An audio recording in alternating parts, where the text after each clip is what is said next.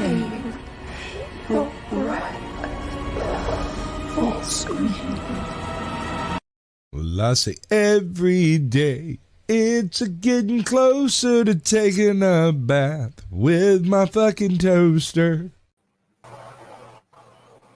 Greetings and salutations. Welcome to the 54th episode of Screaming Into the Void, where we talk about whatever the hell we feel like.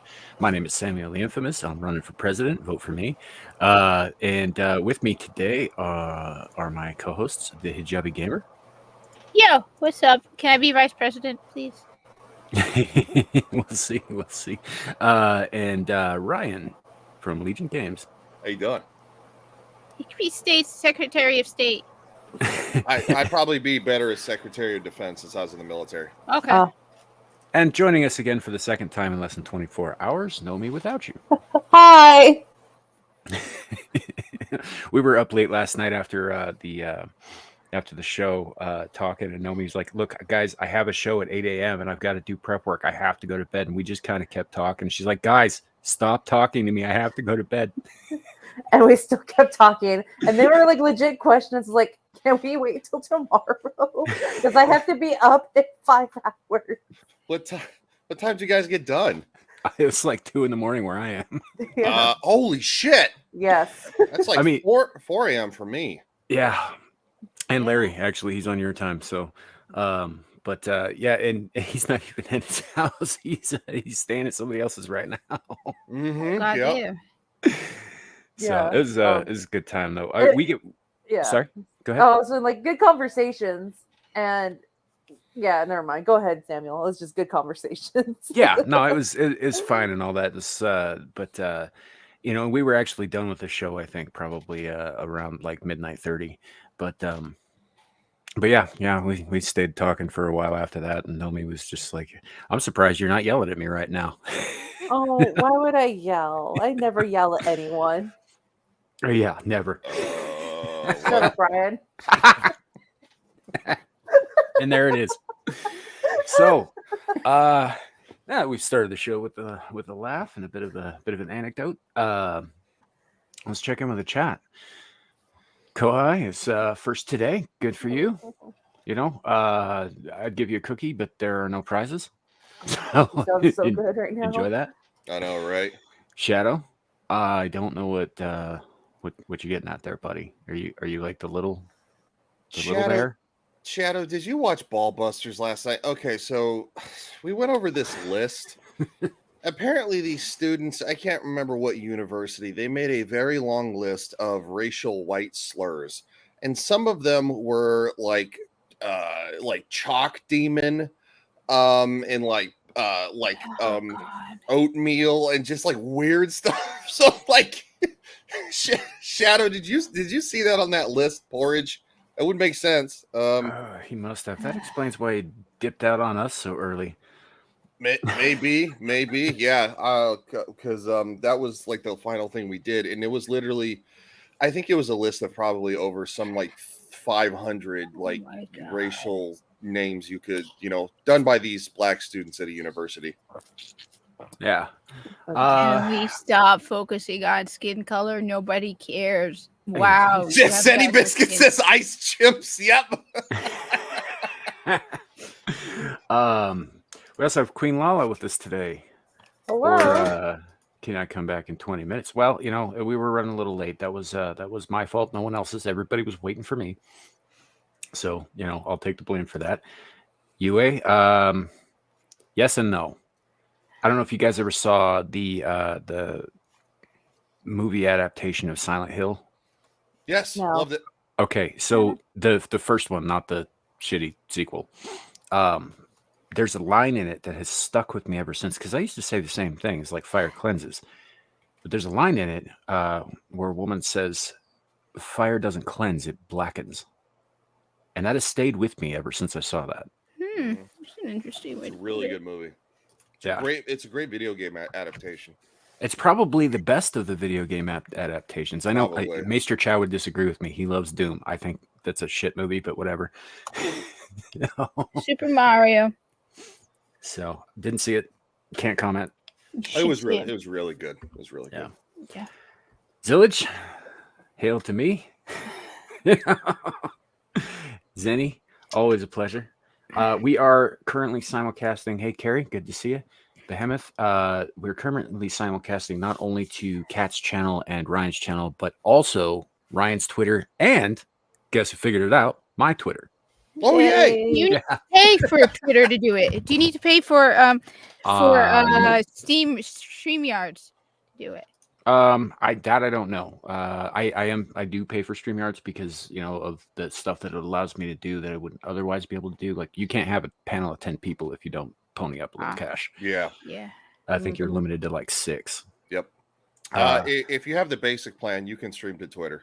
I mean, you can stream to Twitter regardless. It's just you're limited by how many things you can stream to. So I could only stream to one, which is either my YouTube or my Twitter. Okay, so yeah, that you would have to pay for like the basic plan. There's also one called the Elements plan or something like that they're coming out with that I'm actually trying because they sent me an email saying, would you like to try it? It's like $10 a month, and it's the only difference is they have like the little tiny StreamYard logo, not the big one that like takes up half the screen. Yeah. I love that one, Zenny. Mail Monkey's one of my personal favorites too, Zenny. My absolute favorite, just because I think it's super fucking clever, is No Purpose Flower. I love that one. I don't know why. It's just I'm gonna see if I can find that so we can go over some of it was so funny. There is a list. Really hard. There is a list. No Purpose White Flower. Yeah, No Purpose Flower. Isn't that good? That's like, whoever thought of that one was really on point. That's why she doesn't want her camera on, is because I highlighted her last night, so she did that. Yeah. She's already broken. 7 minutes in and she's broken. Wow. I hate to say this to you, internet, but the fact of the matter is the reason that there haven't been that many hard-hitting slurs against white people is because they don't really bother white people. We were all laughing at him last night. It's not like all dying laughing. It doesn't bother us. It really doesn't. And honestly, I think everybody could learn from that. Really, like they're just words. Nobody cares. Yeah. They're just words. They ain't gonna hurt you. So, Shadow, which damn chat are you in? He's in mine. I think he was in mine for a second. He was, yeah. Now I think he's Shadow. Should be in mine. Oh, he's bouncing around. You can have him if you want him. I want him. I like Shadow. Oh, okay. Wow. That's what I wanted. Clip that. Somebody clip that. I Go on, clip it. I've never said I don't like Shadow. I like Shadow. No, the part where you said I want him. Oh. No, I don't want him like that, but I want him on my stream. Yeah. My friend. You guys can't have Shadow. Shadow's mine. Again, phrasing. Yeah. Flip it. And then Kat's True Color shows about Shadow. He is possessive. Right. So I'm glad you guys all made it today. This is the 54th episode, like I've mentioned earlier, which is nothing special. It's just a number. But I thought I'd point that out again because, I don't know. I'm trying to get better at this, like, talking with no breaks thing.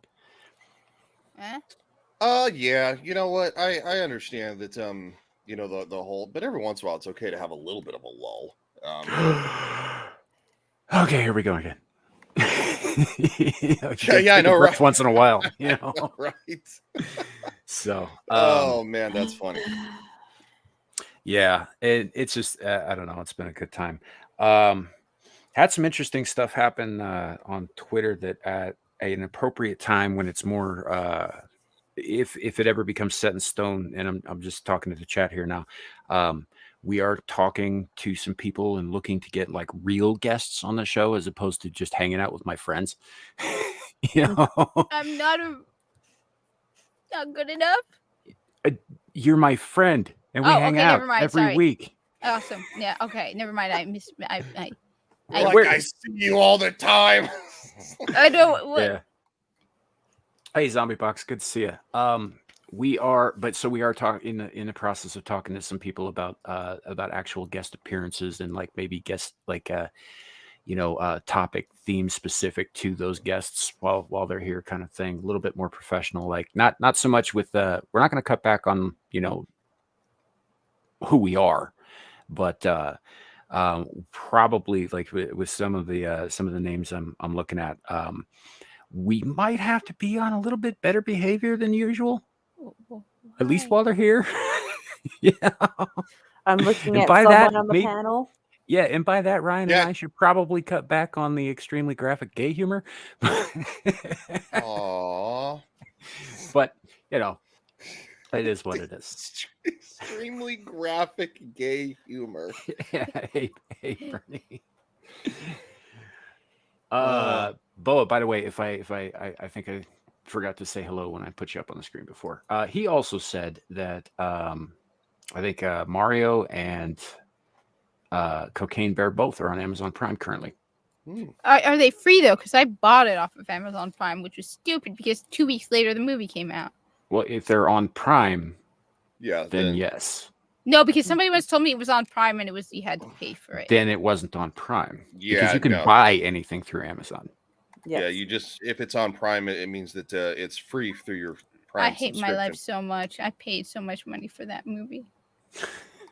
But I paid for a few that I wish. There was this movie that came out a couple years ago called Werewolves Among Us, and I only got it because it Milana, what's her name? She used to be Lily in the AT&T commercials.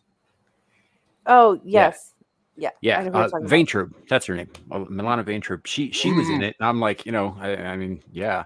So I got this movie, and it's kind of like a whodunit, people trapped in a lodge. One of them's a werewolf and they're trying to figure out who keeps eating people. And I thought this would be a fun movie, and it's not. It's one big fucking woke fest from beginning to end. Oh, so no Bobs, huh? Oh yeah. No Bobs. And also there's a lot of anti-corporate, anti-capitalist, Christian stuff in it. Oh, lovely. It's supposedly a comedy, but as it turns out, it wasn't that funny. Well, I'm sure those idiots thought it was funny. They're like, oh, it's so funny. Strive, welcome to the show. Yes, I believe she's redheaded. I don't know. She might just have auburn hair, which is sort of in between red and brown. But yeah, and that's Shadow. That's the thing. It's like everyone. I buy physical copies. I buy physical media. So when I go to say I'll go look through the bargain bins at Walmart and stuff for like obscure random shit. Sometimes you can get a really great deal on a good movie that you remember from your childhood, and sometimes you see something like, oh, this could be interesting, and you buy it, and then sometimes it's a hit, sometimes it's not. But I bought it now, and nobody buys them back anymore. So no, but the thing is, with the Mario movie, I bought it because the digital copy, because supposedly originally the physical copy was going to come out in September. So I was like, okay, that's several months. I would really like to have it, sooner. Then 2 weeks later, oh, it's a surprise release. Yeah, I always wait for the physical copy. Yeah, but I wanted to have it while I waited. I was like, okay, I don't mind. See, Kat, it's not even that long a wait anymore. It's like three, maybe 4 Oh, weeks yeah. in most No, cases. but they had said it was coming out in September. They said that they had announced that the Mario movie was physically coming out in September. This release was unexpected. Hey, Richard, good to see you, man. Glad you made it. Yeah, I mean, I guess maybe for bigger releases, probably because they're looking at trying to stretch out that revenue income kind of thing. But for most productions, like it goes to streaming and then to physical pretty quickly these days. I remember when I was a kid, right? 25 days. No. When I was a kid, something come out in theaters, it was 2 years before you saw something on VHS. Hey, Larry. Yep. Hey, Larry. Larry. A month ain't that long. No, September. I know. I just said most movies come out a month later. Yeah. Cat's like, no. He said September. That's not a month. I wasn't talking about that movie. I was talking about Sail the movies. high seas. Gotta sail the high seas. You don't have to, and we're not promoting or recommending that. I do it. That's all I'm saying. That's all I said. I didn't say anything else other than I do it. That's it. I'm familiar with the seas, so yeah. I know. may have dipped my toes in once or twice myself, but I'm not gonna go on record and say that is a definite thing that absolutely happened. I don't care at this point. What are they gonna do? The FBI gonna kick my door down? They'll do it for apparently they'll do it for a lot less. Yeah, well, I think they're too busy dealing with white supremacy to worry about people who sail the high seas. Don't you know piracy is symptomatic of white supremacy? No, I haven't gotten that memo yet. Okay. I do know that being on time is white supremacy. So well, then I'm safe. So I'm always I tell you, I did see your stream earlier, Nomi. Yeah, CP time is a thing. I guarantee you can ask Larry. And and it was one of my black friends that taught me about that because I showed up late and he's like, "Yeah, on that CP time." I'm like, "What the fuck What is is that?" CP time? Thank you, Kat, because this is my ignorance. Colored people time. Colored people time. Oh, you know what? It used to be said black people time. Yeah, specifically. So, and it's a stereotype. Is what it is. It's also Arabs. Did you guys I'm punctual, but it's Arabs. In fact, the only time an Arab won't be late is for Ramadan, and that's because you're fasting. Have any of you guys ever watched that old Showtime show Weeds? No. No. I thought about watching it though because I've heard it's decent. I will. It starts out pretty good. First 3 seasons are great. It gets the last 2 seasons are kind of like, and then the middle ones are okay. But like a lot of shows. I mean, it went for like 7-8 seasons. So, but there's a bit in I think the first or second season where a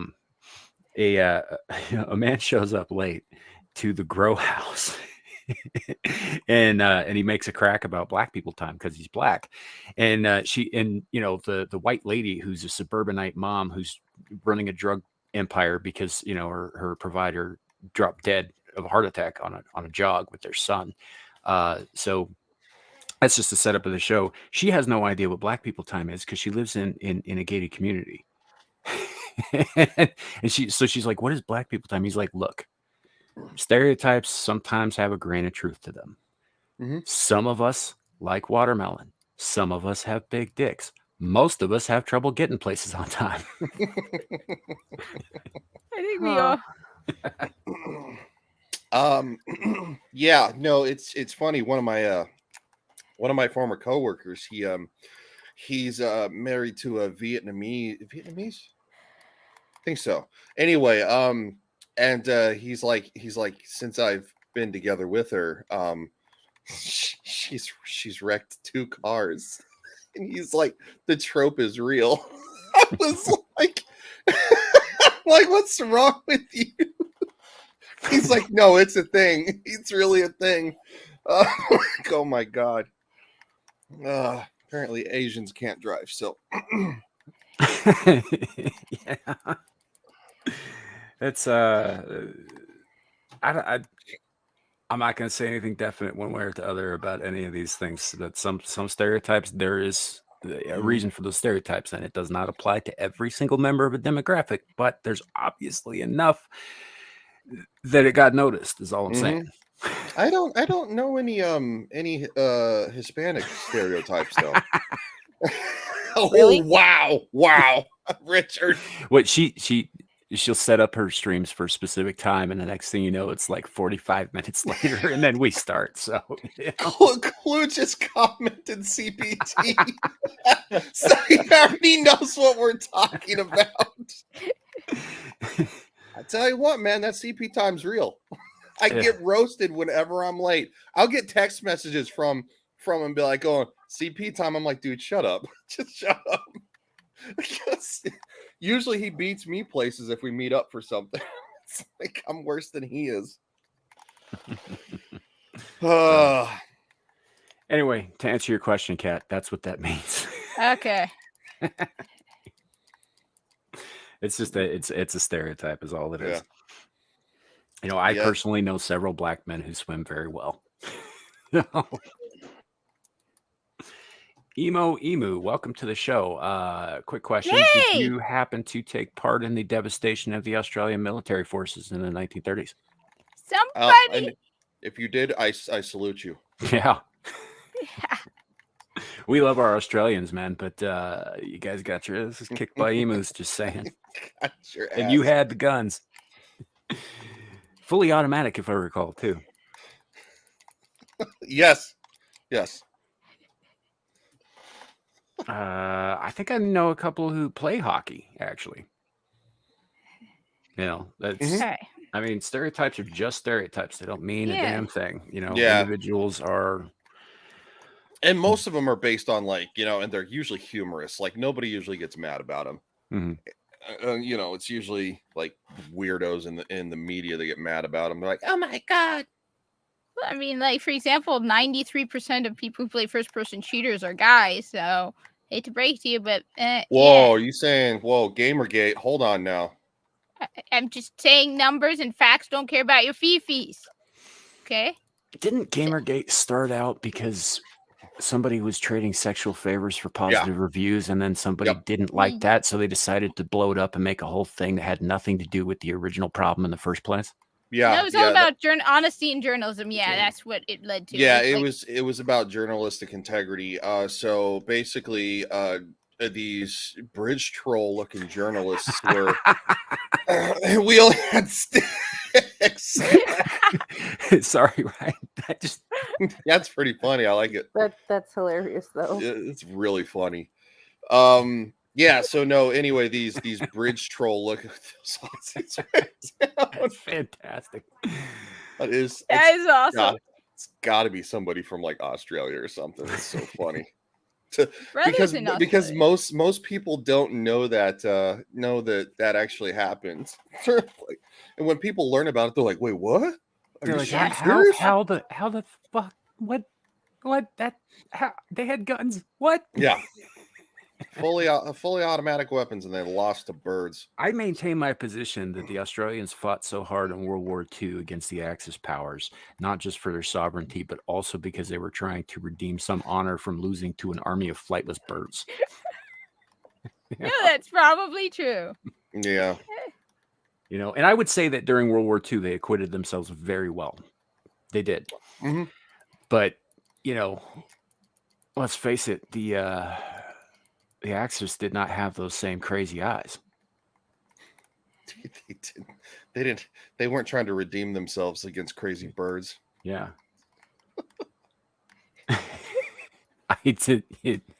Whatever, Carrie. Yeah, no, Carrie's got a good point. He's right. I know the guy knows a lot more about firearms than I do, and I will defer to his expertise. But he also knows that I use turns of phrase that are not meant to be taken fucking literally every damn time. So, anyway, welcome everybody to the show. Like I said a little bit earlier, we are simulcasting to multiple places. So if you see chats up on screen that you don't see in the chat that you're in, they're on one of the other chats. So it's because you're hallucinating and you didn't see and it's the opposite of hallucinating. It's you are not seeing things that everybody else is seeing. Classic example of Arab gaslighting. Thank you. I appreciate that. Feel complimented now. Gaslighting. No, fair enough, buddy. It's a great. I know it's incredible. It's so I appreciate you rolling with the joke. That's just. Yeah, it's just for you to actually know what that joke is pretty spot on because like I said, most people have no idea. They're like, what? Yeah. So, speaking of war, I figured we were going to talk about the elephant in the room. What elephant? The elephant that's already over and done with. Yeah, they've already reached an agreement. Yeah. So apparently there was a military coup attempt in Russia last night. Oh yeah, and it's over. Yeah, it's over. It's resolved. Nobody's getting punished. It is already over. The leader is getting sent Nope. to Belarus to live out his days or whatever, and that's it. Like the ones who didn't participate in it, who were part of those battalions, are being offered contracts with the Russian military defense, and the ones who did are not being punished. Yep. And we're supposed to believe that that's actually what's going to happen. Those guys are going to go missing. Oh, I'm sure they are.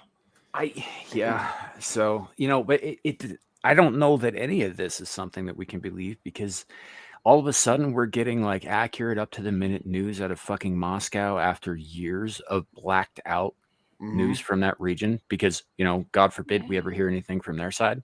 Yep. Oh, my favorite part too was all the idiots too. They're like, oh my God, go, yay for Ukraine. I'm like, you guys are idiots.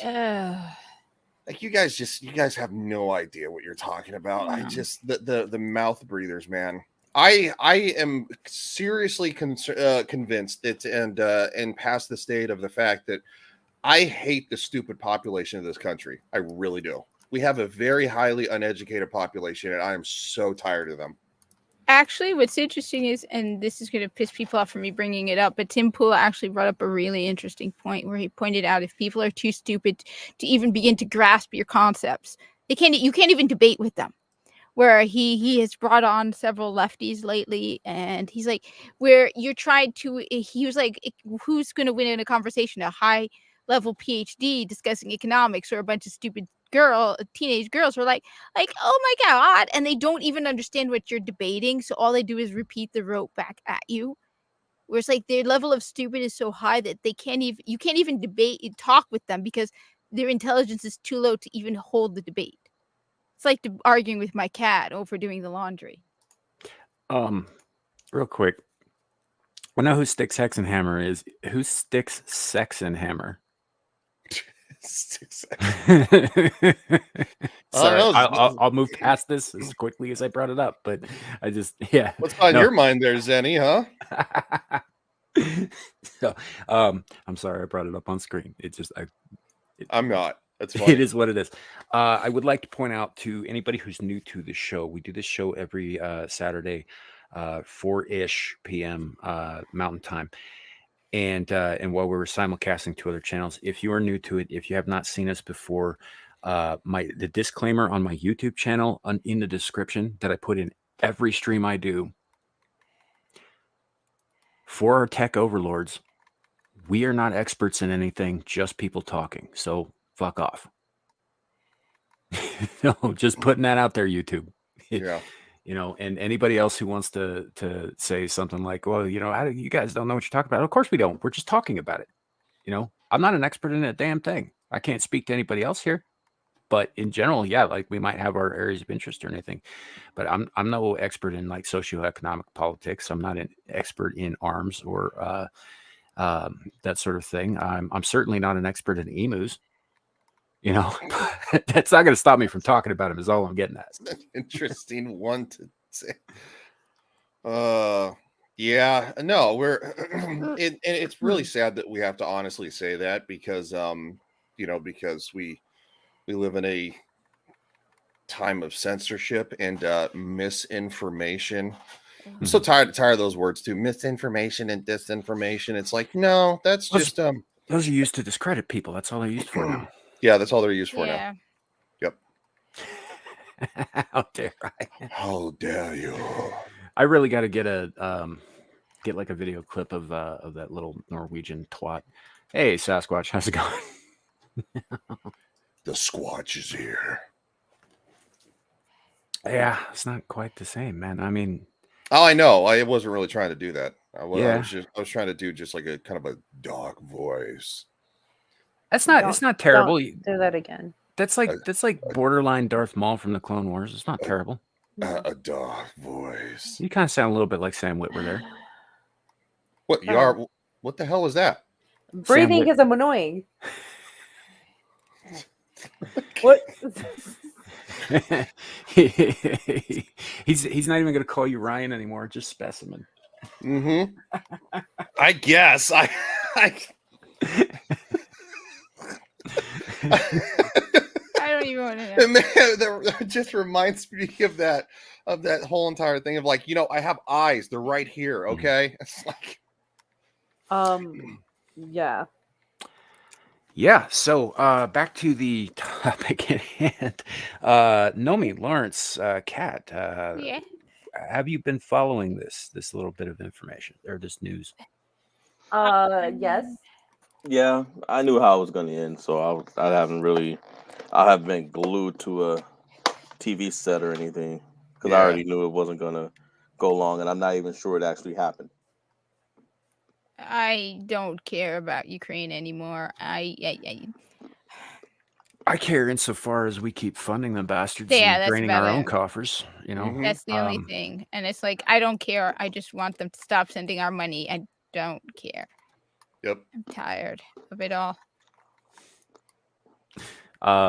Yeah, I get that, Kat. I do. Which this a bit of a hot take here is about how I feel about the Israeli-Palestinian conflict too. I agree. You know, for years when I was younger, I was a lot more callous about it, and I said, one of these days, I hope they just wipe each other out, so I don't have to listen to it anymore. Yep. No, I feel you on that. I'm tired of I'm tired of the war talk. I'm tired of sending, billions of dollars over there. And then of course we just found out there was an accounting error. So that pissed me off. People they're like, oh well, we accidentally sent $6.2 billion over there. Like, gee. Like what? Somebody oopsed on a decimal point? Like, no, that's deliberate, fuckers. Yeah. Like you're full of shit. Yeah. Now, if there was any truth to the thing that supposedly happened in the last 24 hours, and I am fairly skeptical that it did because I've met Russians, and just looking at the history of Russia, they don't let shit like coups slide. No. Somebody would be getting executed publicly and in spectacular fashion. Yeah. Yeah, that makes sense. Excuse me. So, and the fact that that's not happening leads me to believe that this isn't what they were saying it was. And especially, I mean, Putin is ex-KGB, and by ex-KGB, I mean KGB. Yeah, he's a ruthless guy. They don't let shit slide. They don't. No, Russians are not known for that. Yeah, he's Cold War KGB. You're talking about these guys are, were designed to be, they're old school spies, much like our old school CIA agents. These guys are, are meant to, to kill, to get in, to extract information from you in the worst possible ways without killing you. I mean, like literal, like bamboo shoots under the fingernails kind of stuff. Just so yeah, he's not gonna let this slide. I highly doubt, because I tried watching some of the footage and stuff like that on Twitter, and I'm just like, it looks like, because you see civilians standing around, like, kind of like maybe somewhat sheltered, and you see soldiers like setting up like checkpoints in like this side of the city, and I'm like, this looks like more like a military exercise than something's coming. Yeah, Carrie, absolutely, it absolutely is. There's no such thing as an ex-KGB. Yeah, that's a great point. Yeah, there's no such thing as an ex. Like, once you are, and that's how your mindset is all the time. Yeah. Because that's part of the training, Yeah. There's a thing of a dead KGB, but not an ex KGB. Yeah. Because dead men tell no tale. One could argue that they take that with them to the grave too. Yeah. And beyond maybe. So I don't think that we are being told everything, if in fact there is anything there.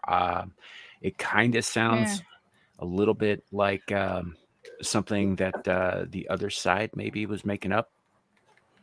Honestly, we don't know for sure what's going on there. And before we get hit for people new to the stream, I am not for Putin. I am not for Zelensky. I think that it's possible for two douchebags to be on opposite sides of an issue.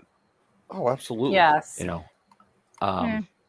Frankly, the only reason that I'm concerned about this shit at all is because Ukraine is part of a strip of nations that acted as a buffer between the United Nations countries, between NATO and Russia. And that was part of the agreement. The second that you remove that buffer, there are problems. And so, that's one of the reasons I'm a little bit hesitant about any kind of outcome to this war, because either Putin wins and everybody's like, oh my gosh, we got to take it back, and World War III, whatever, or NATO wins and they then annex and include those countries, particularly Ukraine, into NATO, which is a violation of several treaties. And we go right back to World War III. So, Okay. Yeah, I don't feel like there's a whole lot of winning when it comes to this, to be honest. On either side. I just wish it would stop. Especially because Russia has the largest arsenal of nuclear weapons on the planet, even more than the United States. They have somewhere in the neighborhood of, like, I think some like 700 more than the US does. Hail Keely Chow. Okay. Hey, Keely Chow, what's up? Yeah, Hello. it's just The best part is go ahead. Waking up, Folgers in No. your cup.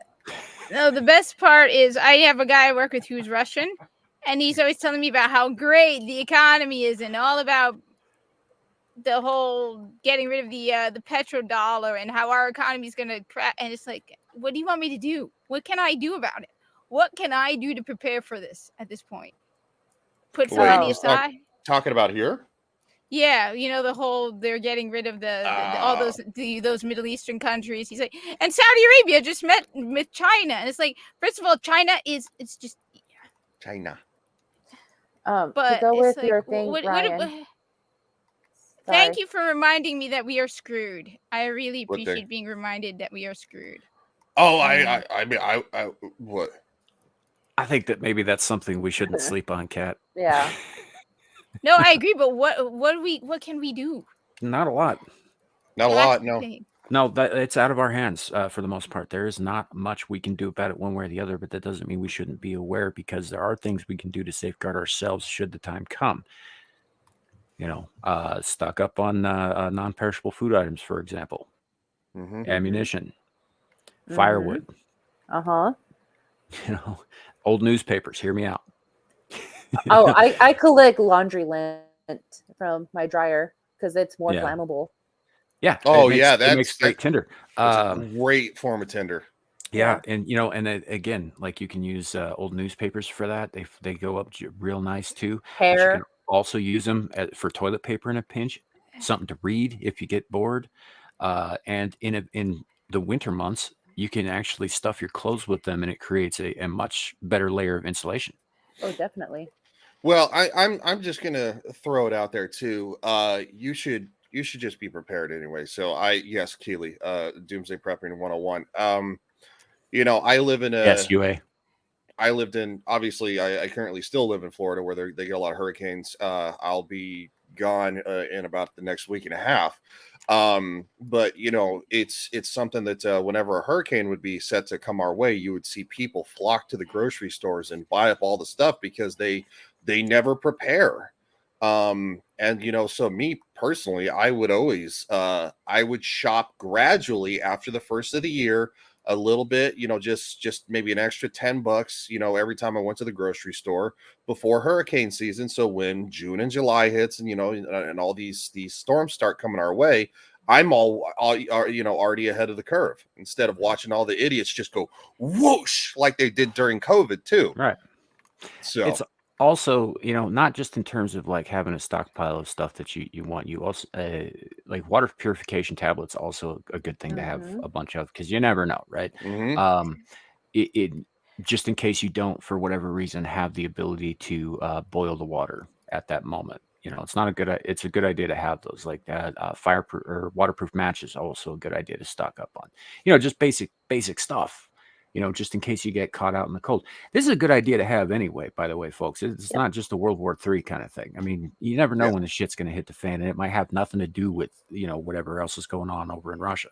Yep. And it's just, I would also suggest, and again, YouTube, we're not experts. you know, I'm just talking about what I look into myself here. Learn some basic skills. And by basic skills, I mean learn to sew, learn to cook, right?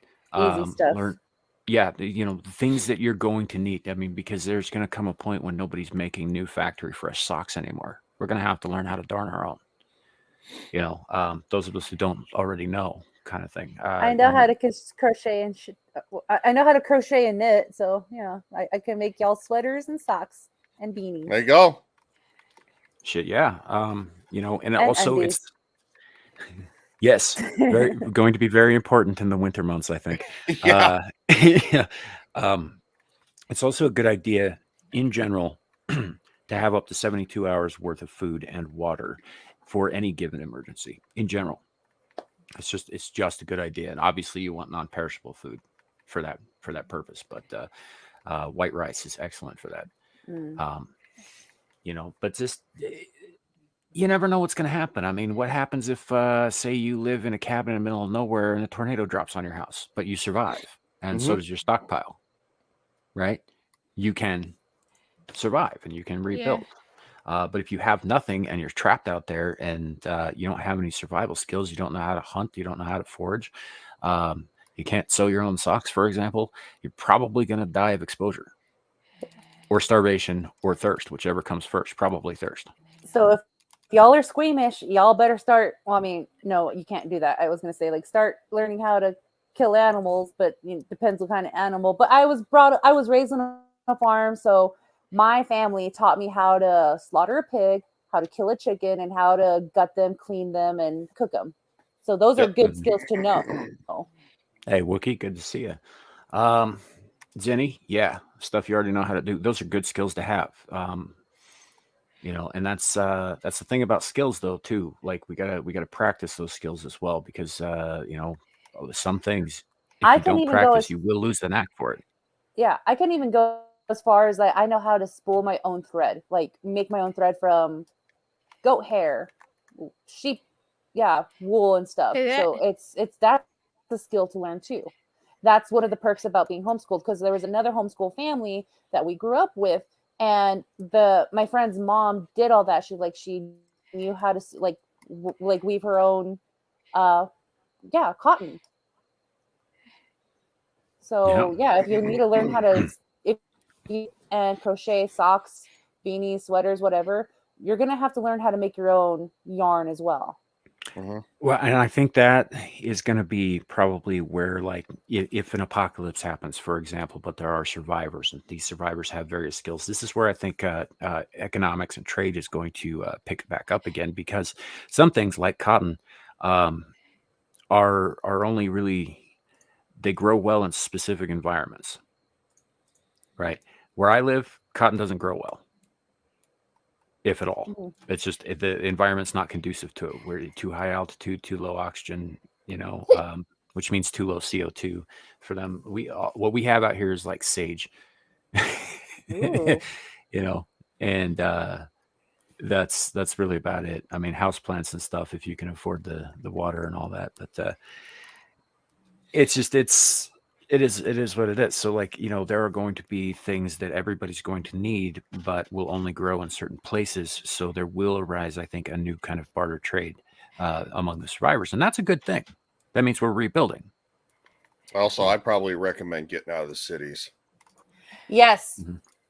Yep. And it's been said actually a number of times in the chat by people in the chat as well. It is a good idea. And someone who used to live in the city. Yeah, I got out of cities decades ago. It had a lot less to do with what's going on than it did with the fact that I don't like people. But smart. Yeah. Nope. The cities are not a conducive place to be when major problems arise. Right. So Zillage, for example, if I really need some cotton, I'm going to be trading with you. I got coal up the wazoo. You know, and I'm in New Jersey, which means nothing. Yeah. New Jersey is kind of the useless armpit of the world. Hey, if you're gonna trade cotton with Zillage, don't look to me to help you do anything with it. Well, I wasn't going to ask you to pick it, Larry. Wow! Wow! Dang. Wow! Wow. Wow. Wow! Do you guys really think that we're going to find Zero. ourselves in that situation? I mean, I would rather be prepared than caught off guard. Yeah, no, but just do we really think we're going to find ourselves in this kind of a situation? Always be prepared, Kat. Yep. I'll just say this. I'm not saying don't be prepared. I'm saying it's really a possibility of happening. Let me just say this: no society lasts forever. Yes. Before too much longer, Nomi has to go. Would you care to plug things before you do? No.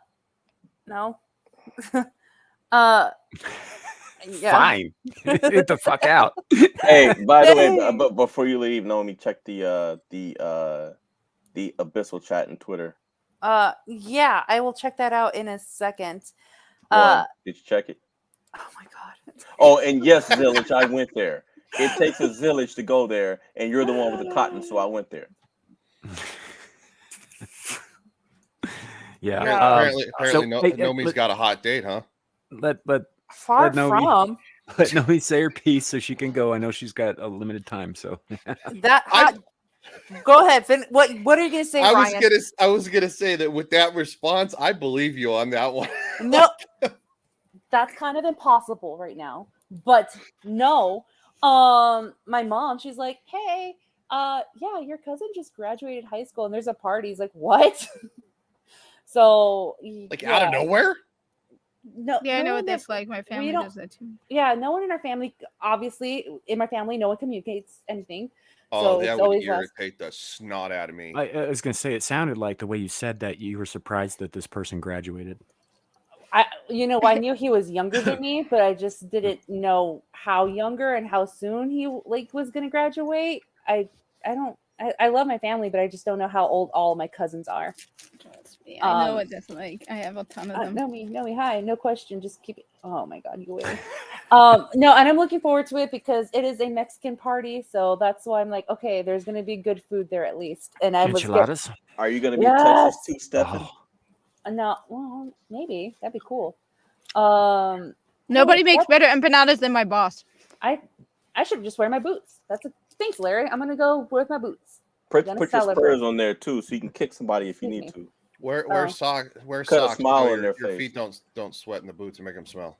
Oh god, like those people who don't wear socks while wearing boots scare me. Those are people you need to be afraid of. I know, right? Yeah. I am not that type of person, but yes, no, it just brought to my attention that one of my family members is graduated and there's a party and we're expected to be there. And this is CP time, guys. So my mom's like, it starts in like 5. It starts at 5 o'clock. It's like, Mom, that's in 6 minutes. Oh my god! And that is clear across town. So yes, CP time is a real thing, guys. So I won't be there until like 40 minutes after this. That's part of the life of living as a Mexican. Yeah. Hey, that's an Arab thing too. As a colored person, Kat, yes, she knows what I'm talking about. Yes. Yes. All right. Well, maybe a video Monday, but we're not too sure. But I'll see you guys later. Hold on. One more question, Nomi, real quick. Oh my God, what? I'm just kidding. See ya.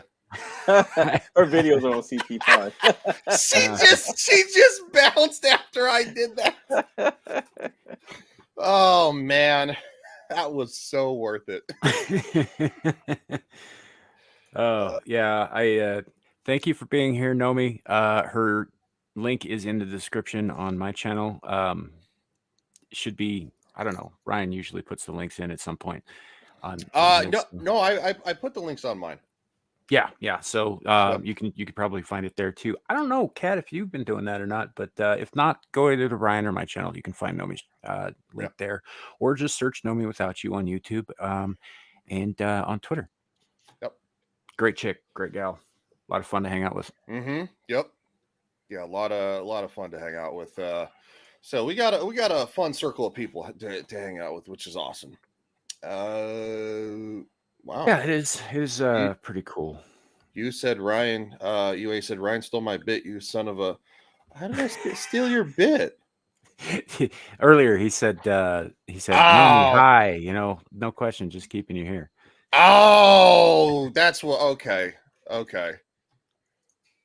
I honestly, I didn't even think about that, so it was inadvertent, to be honest. But it is funny though. Richard says, anytime one of us brownies have to go to a moment's notice gathering / party, it's called a pachanga. I did not know that. I did.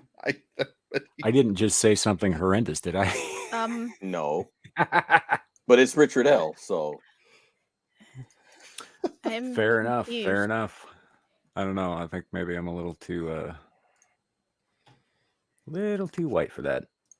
Well, understand. They can't prove that you're white, so that's true. And I'm only mostly fire white. can change that if you want to be like us. Come join us. Light yourself on fire. I could. I don't want to. We don't condone violence here. Honestly, all I have to do is be in the sun for a couple hours. Oh, there you go. Then I turn like lobster colored, but after that I get like crispy brown. Hey. You know, but like overcooked chicken. Oh wow.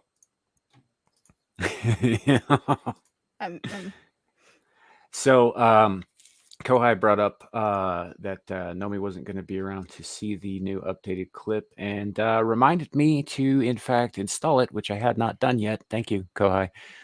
So here it is for all of your viewing enjoyment.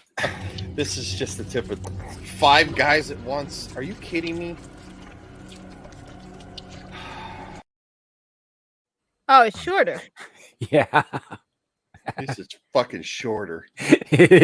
She clipped your vocals out of I know one of your she recent did. videos. I'm sure you know exactly which video.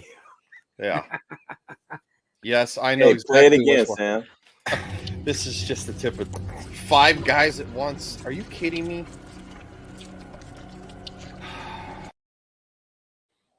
Yeah, I know exactly which one that was. That was my review of The Witcher Season 3. Because Siri is beating up on 5 guys at once. Thank you, Kohai. I would say that one is less disturbing and it is less disturbing because it's shorter. I think that helps. Well, and there's no screaming. You just sound sort of put upon. Oh, trust me, I wasn't super thrilled watching that freaking trailer of The Witcher. I was just like, you gotta be shitting me. Less screaming, at least. That was pretty brief. I think the chat's okay with it. So I think that makes it better. Because usually the chat, like the last one, like everybody in the chat would be like, "Oh God!" Yeah, like, that was just. So I think that the updated one I think is a good intro for when Sam slides. God, it's just gonna say slides in the back door. Yeah. If you're going back to Casablanca, yeah, that's we're subverting expectations here on Screaming Into the Void. We're getting ready for all those guests that are coming down the pipeline that we need to cool it. Yeah, gotta get all of the gay jokes and the dick jokes and the fart jokes out of our system.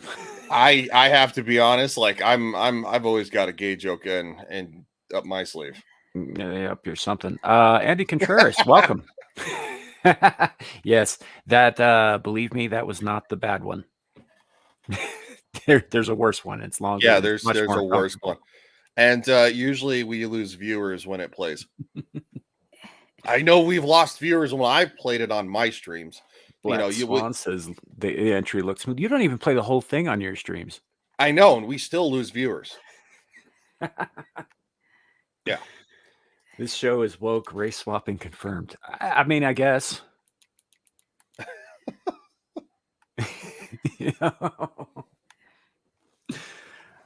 Ryan.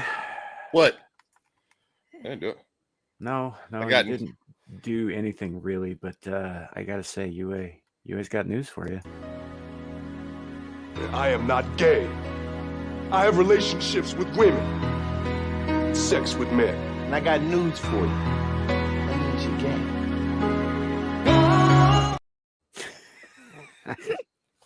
Come on with it. That doesn't get old. like ever. I'm I mean, alright. somebody somewhere might have issues with watching that over and over again, but for me personally, that does not get old. No, I think it's funny. It does not get old. It will never get old. It's just So Strive, I don't know what to tell you, man. Sometimes the show gets a little wacky. Mhm. It's all in good fun for the most part, but every once in a while it gets a little out there. You should have been here 4 episodes ago. We had I've got a friend here on YouTube, Luke Castley 20, and sometimes she's in the chat. She's not on the channel as well. She came on the panel for the 50th episode, and she is the most wholesome lady that you'll ever meet on the internet. She talks about family dynamics. She talks about relationship dynamics, marriage, that sort of thing. She teaches Spanish. Mm-hmm. Very, very nice woman, very proper, very put together, who suggested that not only should Ryan make an OnlyFans to show off his inordinately long tongue, but that he should lick his feet while doing so. Yep. Unbidden, mind you. She came up with this on her own. Which is probably something I will do in the future just to be funny. I just haven't done it yet. I need to finish doing Buster's OnlyFans because we got full-on frontal nudity with Buster on our OnlyFans. I think Brittany Venti did that too. See, she's like, oh, I'm making an OnlyFans and I'm showing my pussy off, and then of course she had her cat. Oh. And some people thought it was funny. Then I guess there were other people who tried to report it, say she was like false advertising. I'm like, well, not really. Well, Yeah, no, not really. pussy is in fact another term for a cat. That's Yeah, not I mean, false advertising. It's misleading, sure, but it's not false. Yeah, I think people were just like super pissed off because they're like, oh yeah, we're because she's got people that hate her, so they thought, oh yeah, she's desperate, she's making an OnlyFans. Yeah, Zillage, it's I've got a short that I clipped out for it under my shorts tab. You can find it there. But yes, she said it. Yeah, she really said that. We were kind of shocked because she's super wholesome. This is how Bo is right. This is how you make money. This is how you and Shadow make money. Team up on OnlyFans with Twinkerbell. I don't like the kid that much. I'll tell you that. You don't have to like him. You're working together. Do you think everybody in porn likes each other? What in the fuck? I make a lot of jokes, but yeah, I don't swing that direction. Sorry, dude. Yeah, I got to break it to you though. Most guys in gay porn are straight. Oh, I know. That's how they make the big bucks. Yeah. And I hate to say it, I got more morals than that. Like making an OnlyFans where I stick my tongue out and wiggle it around, or do feet stuff, because Nomi says that apparently guys' feet stuff $20 is $20. That's pretty funny. Usually that's reserved for Shadow. Yeah, but I think it's absolutely appropriate here. No, I definitely want to do it. Is kind of like a little bit of a troll just to see if it works, because Nomi's like, oh yeah, no, guys' feet stuff, there's not enough of them. People want that stuff, and I'm like, really? Like, who wants that? People who like guys' feet. I don't know. There's a niche for everything. Well, there's a niche for armpits. Apparently, girls' armpits is a thing. I didn't know this. I learned this like a year and a half ago. I did not want to know this. Yeah, so whenever I almost wanted to comment on Lily and Nomi's Instagram, because on one, Nomi's got her arms in the air, and I was gonna be like, oh, armpits, clip that, just to be a smart ass. But yeah. Speaking of the devil, Lou, just help me. I'm just sitting here we said her name too many times, and here she came. It's like summoning the devil, but the opposite, because she's so nice. I know. Welcome to the party, I guess. Yeah, guys, feet. It's a whole thing. I don't know, but remember, Kat? Do you remember the good old days back when pegging was the worst thing in the world? Yes, and I miss those days. I absolutely miss those days. Pegging's still pretty rough. I have to be honest. It is, but in terms of her knowledge of the Yeah. Weird and gross. Yeah, I know. I remember when Kat was like, she's like, what? It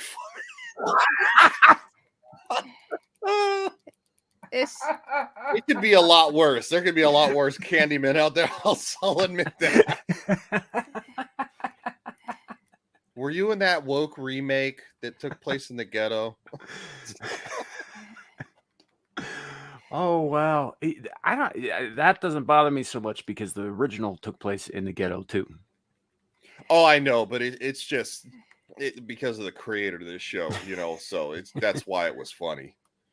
She was lurking. Yeah. She's a lurker. Right, guys, I get what you're saying. Pegging is pretty extreme and it's not like a pleasant topic and all that stuff, but there was a time when Kat was recently awakened to what pegging was by yours truly. And that was the extent of her knowledge of the wild and the weird and the gross. Keep my Corpus brothers out of it. The degeneracy of it all, of us, of the species, really. I don't know. Maybe we deserve a meteor. We do. I would probably very much agree that we do. Yeah. So the only sanity I have left. Keep my Corpus brothers out of it. No. Never. Hey, y'all are the ones that made up fucking robosexuals. I don't know what's wrong with you. I didn't make it up. Look, Bungie did with their stupid. Look, I'm just saying those show game people, they made it up. They're I guarantee you that term has been around a lot longer than you think. You've just been recently exposed to it. Oh, I'm and sure. Then Power Mom's like, oh, he's being mean to me because it's like, honey, I didn't see your I never saw your podcast. And I don't plan on watching your stupid ass podcast. Who's Tower Mom? It's just somebody on Twitter. It doesn't matter. Oh, okay. Yeah, apparently came out as a robosexual and got offended because I thought robosexual is stupid. I also pissed off a gay dude because apparently soy boy is a derogatory. It's like, no, I don't care if you're gay or straight. I'm gonna call you soy boy if you deserve it. I think soy boy is funny, but robosexual is a stupid term. Oh yeah, very much is a stupid term. I mean, by that logic, you could pretty much label every lonely housewife a robosexual. Well, look, I meant it in a demeaning way. I was like, okay, they're like, oh, they're gay. I'm like, no, they're not. One of the dudes is a robot. You put his mind. They're like, but his mind is a man's mind. I'm like, yeah, and you put his mind in a cat body, and someone finds him attractive. It means he's into bestiality. Hey, Zero, have a good night. Hey, see Zero. Well, this went a weird direction. Yeah. I mean, homosexual. I'm just. I didn't know they put it in a cat's body. No, I said my justification for it was because everyone's like, no, Cat, no, they put a man's mind. I'm like, they put a man's mind into a robot body. If you're attracted to the robot body, you're a robosexual. And I said as an example, let's say you have a robot cat. You put the man's mind into a robot cat body and you find it attractive. You're not gay. You are into animals. I mean, what if you put like animal heads on your gods? No, you know what? That would still be. I mean, that would be. I'm just. Oh, now it's okay. Oh, how the tables have turned. No, because the entire body matters. I mean, okay, look. I mean, come on. The guy's a robot, a flat-out robot. On top of that, they were canonically friends, so that's the other issue. But hey. Wow. I just like the. I think maybe the ancient Egyptians were a little bit more into some stuff than maybe they should have been. No, but the body still. Don't look at me. I'm Egyptian when we're Muslim now. All right, we're not that imaginative anymore. We're Muslim. Is he? Carrie's like. Yeah. But all those works of art are still up on the walls.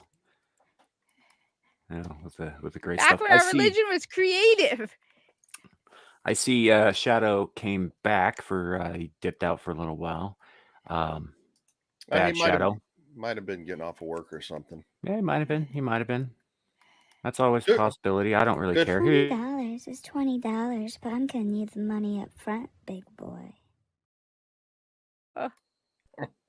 That one's not getting old anytime soon either.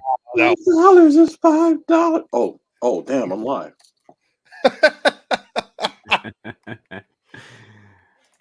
Just vibing and eating food. Okay, well, you still get the pimped out treatment. Besides, who says vibing? Well, Lonely Housewives. It's a different kind of vibe.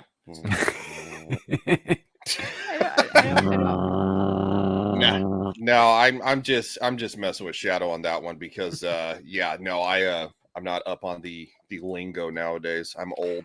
I don't want to be up on the lingo these days. The lingo You're these days. considered old too. I know. That's why I said I don't want to be up on the lingo of these days because these days lingos are different types of pronouns. I hear Are you up on the zeers or them? My nephew who's starting his first year of high school, like, and it's just like, but like just hearing him talks about stuff is like, I don't understand what the fuck you just said. As long as he doesn't ask to be called Zim Zir. He can call himself whatever the hell he likes. I'm not doing it. Yeah, no, I'm not. Yeah. So yeah. The topic that we have a topic? Oh yeah, we had one. We had one like an hour ago. Yeah. I never brought it up. Wait, is it the one about Russia? Yeah. Yeah. Oh. It's about Russia, about Ukraine, about all that stuff. That same stuff that we're funding this, right? Yeah. Like the American people are funding this. People keep saying like, you better not. It gets better. Hold up, Larry. It gets better. So apparently recently, probably a little less recently than I think, but the Pentagon found a $6.2 billion accounting error, which they're saying means that means we have more money to send to Ukraine than we initially thought, which is what it's earmarked for, what it's going to go towards. First of all, how do you misplace $6.2 billion? Easy. That's an outstanding question. You get drunk and you do some stuff you had no business doing. It's that easy. Yeah. So yeah, just drive. That is accurate, and again, and it's pretty typical. Topic, lol. Yeah, but it's just like, so now they're saying that we've got this even more money to throw over it there, and I saw this article that was saying, well, instead of sending this much money, the U.S. has only sent like $37.5 billion. And I was like, oh yeah, only. I don't see fucking NATO funding any of that. Guess what? That's $37.5 billion. Too much. Yeah. Yeah, absolutely. Look, I'm not saying that I Ukraine, dislike fuck Russia, fuck them all. I'm not saying that I dislike anybody on either side. As Samuel said, there can be dickheads on both sides, and I think both the presidents are dickheads. And I feel bad for the people that are stuck in the middle of all of this crap. But I'm tired of it. I'm tired of people getting blown up and crap. I'm just over it. And the American people should be over it too. Yeah, Black Swordsman, it's like finding an extra 20 in your pocket and then immediately handing it to the guy who just mugged you. Mm-hmm. Yep. It's just... Or no, the guy who mugs you, you tell him I only have $100 and you give him all the money in your pocket, and the guy who mugs you goes, oh, actually you gave me $120. My numbers are not accurate, but I believe the last thing I read was somewhere in the neighborhood after this fucking accounting error has been taken into account, somewhere in the neighborhood of about $37.5 billion. I could be wrong about that, but and I think we've had to have sent more than that. I think the goal is something close to $110 billion. Yeah. Is where they say we're finally going to stop. They're not going to stop. They're not ever going to stop. Not until they have total control. Which they're not getting. Well, you know what the goal for the U.S. for doing this is? What? Is to have a puppet vassal state on Russia's borders. Oh. Same thing they did with us in Cuba. Yeah, I believe that. I do. I really do. And quite frankly, it's just got to stop. I agree, but I promise you that even if this goes our way, and our way, I mean by our government people doing all this shit their way, Zelensky won't last that long if it comes out Ukraine comes out on top, right? And we want that puppet state. He's got other plans. Mm-hmm. He's very obviously got other plans. He is not going to be the U.S.'s puppet. No. Dare take him out. And on top of that, too, if you want my honest opinion, I think what's up? I think if Ruskies end up getting the upper hand, I think that even though they keep hailing him as this wonderful hero, I think Zelensky's going to flee. I think he's going to be left with no choice if he wants to keep his head where it is. Yeah. So no, I don't hail either one of these dudes as any type of a hero. I think they're all punk asses. Yeah. And quite frankly, anybody at war with Russia is a bad thing because, again, they have the largest collection of nuclear weapons on the planet, even more than the United States. They have, to the best of our knowledge, it's possible that another state may have more, but has somehow managed to keep it under the radar. I doubt it. I think you're right, but I it's highly possible. doubt it. But as far as we know, as far as the average person knows, yeah, Russia has the largest nuclear arsenal on planet fucking Earth. Because when we started destroying nukes, they didn't. Mm-hmm. You know, yeah, they did not destroy anywhere as near as we did, and there was supposed to be an agreement between the two. Mm-hmm. And we didn't destroy anywhere near as many as we were supposed to either. No, of course, the same agreement. Are you sure about that? What? I'm reasonably certain that we sure have a larger stockpile of nukes than we say we do. Yeah, you're talking to somebody whose job involved that stuff when he was in the military. Well, so, speak up, Larry. Be part of the conversation. Yeah. Damn it. I will if you ever shut up. Oh, wow. Wow. You're not talking to me. Not letting the black man speak. Exactly. Wow. Oppressor, colonizer. No, not the colonizer. Colonizer. Don't make, you know what? Hey, Ryan, you know that he does have pronouns that he uses in Wyoming that he's not telling anybody about. I know what all three of them are. You want to know what they are? Yeah. Whore, hooker, and for sale. Oh, Jesus Christ, Larry. Yeah, I don't get paid for it. It's just fun. They pay him IOUs. Yeah, no, in all seriousness though, Larry, yeah, what you know, man? I can't say. I believe that too. Yeah, because I'm being serious. I know. That's why I'm saying I believe that too, because our nuclear technology is very much kept under wraps. Yeah, and I would say this too, is that what people don't understand is, yeah, they have a big arsenal, but if you know how our military works, if you've been in the military and just in the right spots, it's more of a question of if we dismantled any, it was because we didn't need them. So, according to the nuclear arms treaty, supposedly, it says in writing that the former USSR, also known as Russia, and the United States are supposed to be very forthcoming about how many nuclear weapons they have, and they're supposed to disarm a certain amount of nuclear weapons, and neither country did either. So, yes, the numbers reported on both sides are probably very much a lie, are guaranteed to be a lie. But as it is stated, and I'll put in quotes, stated, Russia apparently has a few hundred more than us. Right. And I guess what I'm getting at is that in the context of what my point is, our numbers are not as important as the Russian numbers. And the reason that the Russian numbers are important is because if for whatever reason the current government in Russia is destabilized, right, that will throw the country into chaos, because it always throws a country into chaos when their government collapses. Mm-hmm. And you'll have a bunch of like warring factions running around scrambling for control of the nukes. Yep. Which is bad for everybody. Yep. Wait. So do we even have any more advanced nukes, given how dumb our school system is, and how, I mean, is our latest weapon going to be something like? Well, you're talking about a very different time frame, Kat. You're talking about, and also, Kat, anybody who answers your questions would find themselves behind bars for a very long time. So if that's an answer you're not going to get.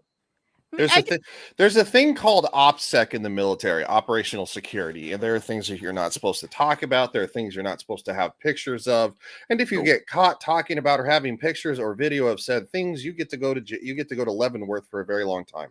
Or if you get someone's pronouns wrong. No, that's not it. No. That's Okay, that's so we one. do That's still one have place. at least some It's one serious- place. The pronouns that yes, there are still actual serious things in the military that you cannot that's discuss. good to know. And that's worrying. yeah, so it's very much so. There are certain positions that you have just your general positions have no clearance at all. Then there's a secret clearance that you have to pass. I believe it's every couple of years or something. Yep. And then a top secret clearance is when you have to clear every year. Yep. And then there's one above that. Yeah, there's one above that. I usually just call the one above that classified, as like everything is classified. So, and then that one is, of course, they literally have a probe up your butthole for the rest of your life as long as you hold that position. Carrie, I wasn't saying that the Kremlin is collapsing. I was just saying that in the case that happens, it's going to be ugly. It's not a good thing. Because I'll just say this, and I'm not a fan of Vladimir Putin. I would actually celebrate if the guy actually did have stage 4 cancer and he ends up dying in a month, and then of course his second in command takes over, because at least that'd be. But the reason I say this is but there's a succession set up for that. Yeah, there's a succession set up for that, because the devil you know is better than the devil you don't. Yeah, and that's always been the case. And so when all the weirdos on Twitter were celebrating about this, I'm like, you're talking about a country that has a crap load of nuclear weapons. I don't want it to be destabilized at all. It's like, because if this whole Wagner group took over, it's like, what do we know about this guy? And now all of a sudden he's in charge of the nuclear codes. Maybe he hates Ukraine more than we do, more than Putin does. I don't know. So it's like, yeah, it's one of those things that's it's not I don't like the word of destabilization when there's thousands of nuclear warheads involved. Yeah. I don't know. I think that it could be really, really bad if it goes that way, but it might not too. The fact is no matter what you say about Putin, like what kind of man he is, what kind of human being he is, what kind of ruler he is, he's had a very stabilizing influence on Russia. Yeah, whether you like him or not.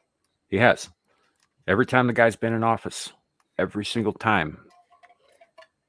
He does it by unscrupulous means, but Yes, he does, but it fucking works. Yeah, that's the sad truth too. And I hate to say that, and I'm not in favor of the authoritarian stuff, but and which sucks for the people of Russia, but what it doesn't necessarily suck for is everybody else outside of Russia who has to deal with them. Yeah. Because a stable Russia is better for everybody than an unstable one. Yeah. So, and I'd be saying the same thing about China too, because I don't think China probably has more than like 100 nuclear weapons, but I wouldn't want China to be destabilized either, because you never know. The next schmo might be like, well, we hate Taiwan. There it goes. Like, you never know. So at least when it comes to a single authoritarian, like Xi or Putin, you can at least read the track record. It's they have a long standing. What happened? Zenny. We all live on an imploded submarine. It's like one syllable too long, but yeah. Would crushed work? We all live on a crushed submarine. Almost. A crushed submarine. Yeah, almost. Yeah, that's too soon. No, it's not too soon. No, they were literally dead almost a week ago. Like, it happened Sunday night. They went bloop. At least it was fast. Lou, I'm 100% with you on this, and I don't have necessarily a problem with conflict as long as there's a purpose for it. You know, a purpose that getting I laid. benefit from, for example. Yeah. You know, I'm not so much concerned about like the world and all that. And I agree. I think that we should back off the world state. I know there are people who say that, you know, if we don't do the job, then somebody worse will. But I don't think that that's necessarily a job that anybody should have as world police. I really don't. I don't think we should be meddling in other foreign nations' sovereign affairs. I don't think they should be meddling in ours. Mm-hmm. You know, I think I've said this before, and Luce heard me say this. I think we need to cut off the rest of the world. I mean, I'll look at it this way. I think this is probably the best way. Okay, so NATO was, of course, was created to combat the Soviet Union. The former Soviet Union is no longer a thing, so I think NATO should probably technically back down a little bit off the world stage. I think if there, you know, if there's like a major, so obviously there is a major conflict between Russia and Ukraine. I think we should be encouraging, you know, discussion between the two. You know, I think our leaders should be trying to find a neutral place where they can meet, and, you know, a ceasefire can be agreed upon. But I think the fact that we're just shoveling money into that is not going to cause a ceasefire. You know, it's just going to continue to have, you know, people shooting at each other on both sides. And quite frankly, I'm very pro human life. I don't want a bunch of death. You know, and quite frankly, the death counter is too high on both sides. You know, and that goes for Russian young men who are just being used as cannon fodder at this point. Yeah. Shadow, it's me. It's me. I have not officially. I'm chosen better than a Shadow, running at least. At least, trust me, he's not even a consideration. Ha! You know, but no. Listen, Shadow. No. Fuck Japan. Fuck Europe.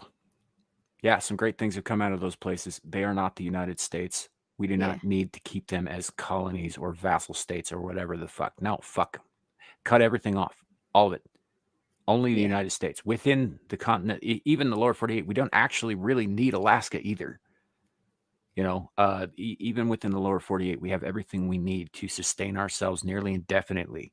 Things that we have put on hold because fucking environmentalists told us so. Yeah. Things that we have outsourced because business conglomerates have said it was better for our economy, when in fact it has not been. You know, because you end up with places like Detroit where the entire city's out of fucking work and tears itself apart because of it. No, we need to focus on ourselves. Yeah. We need to build 2 walls. One in the north, one in the south. And we need to build a 3rd around Washington, D.C. And to hell with the rest of the world. Let them do whatever they're going to do. We're nearly unassailable geographically as it is. You know, they're not going to be able to do a damn thing to us without our knowing about it. You know, so I'd say we take care of our country, and to hell with the rest of them. We don't even need to trade with them. We can trade between the states. We really could. Yeah. We have literally the United States has the largest reserve of oil literally underneath our feet. Like we wouldn't even have to mess. We have we make the Saudis, what they have, look minuscule, but we just don't do anything with it. You know why? Because of activism, and quite frankly, you know, it's absolutely absurd. The United States is the world leader, but we could be by far a world leader, like leagues ahead.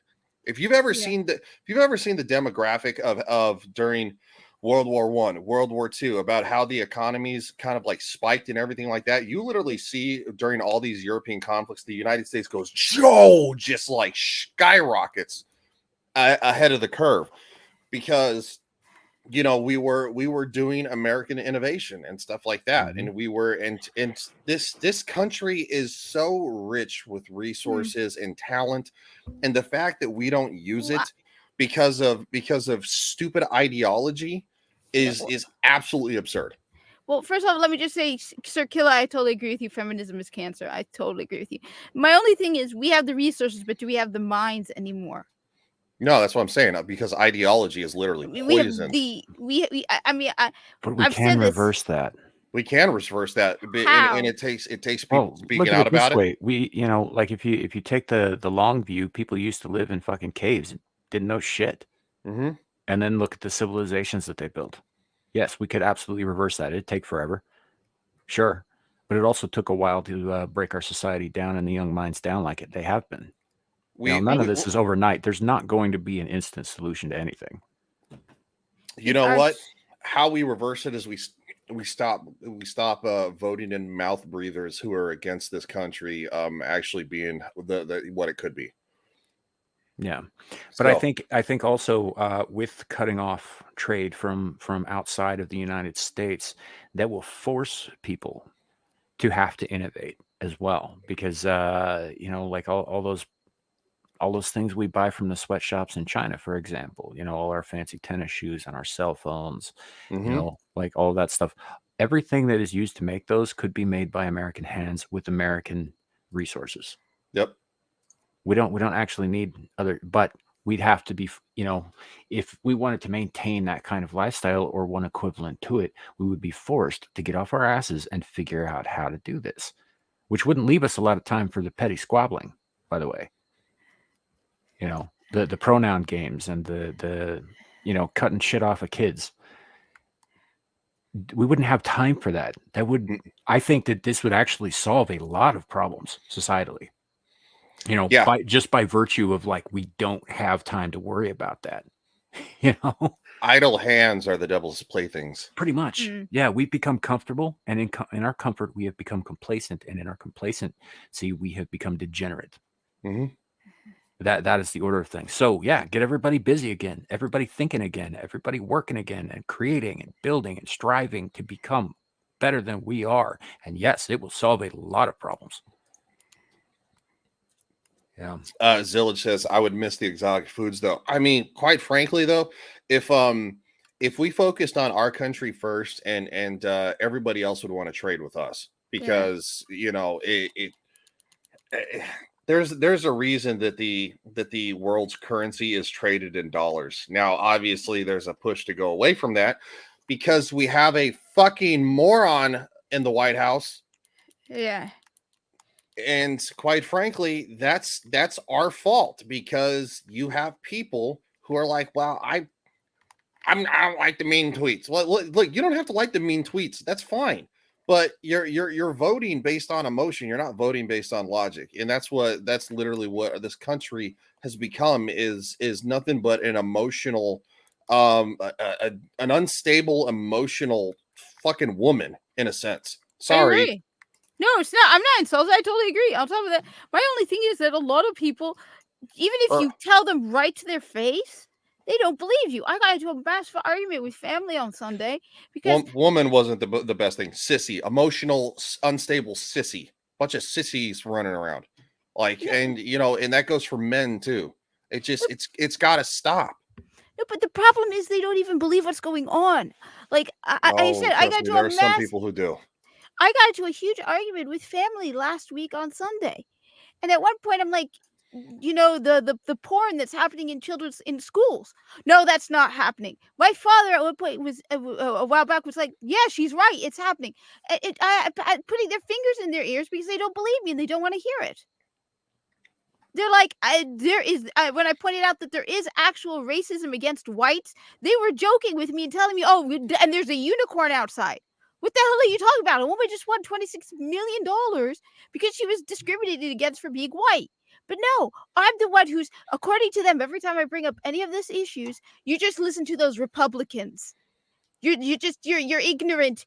I was called the racist because I dared say that there's actually anti-white racism going on. But the one that really pissed me off is about the kids in schools. And it's like, it's not happening. It's not happening. Yes, it is.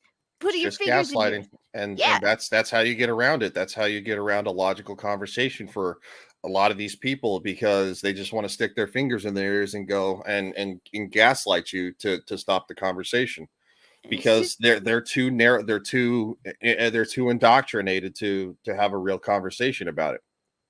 And it's This easier this to this is a child mentality, by the way. If you're too stubborn to have a conversation with somebody, look, I'll have a conversation about somebody who thinks that the earth is fucking flat. You know why? Not because I think I'm going to change their mind, because I would actually be kind of intrigued on why they think the earth is flat, because the earth is not flat.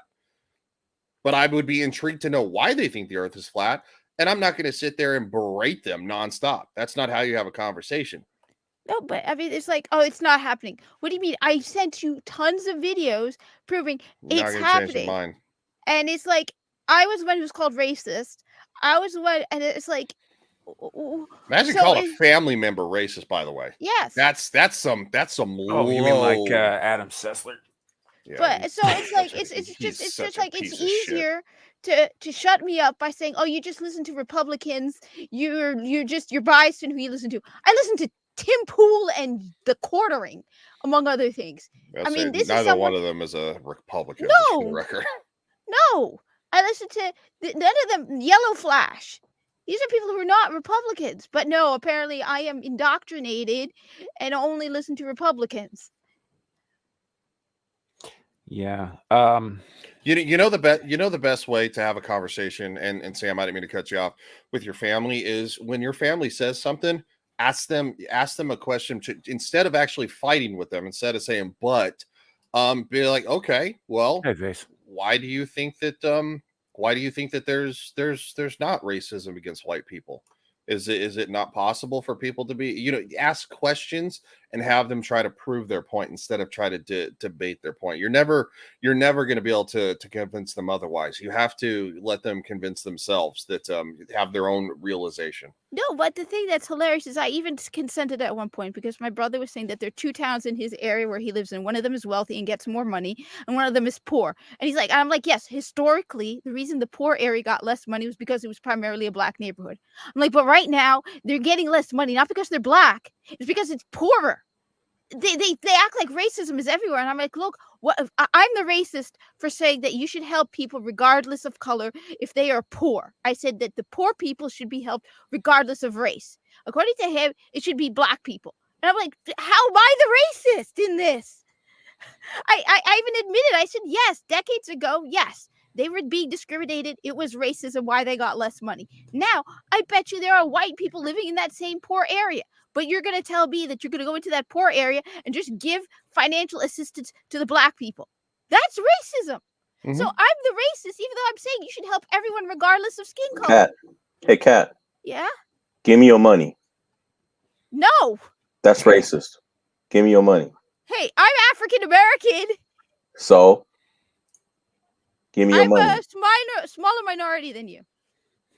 Yeah, but you're light. You got the light skin privilege. Yeah. Mm-hmm. No, I don't care. I'm not giving you my money.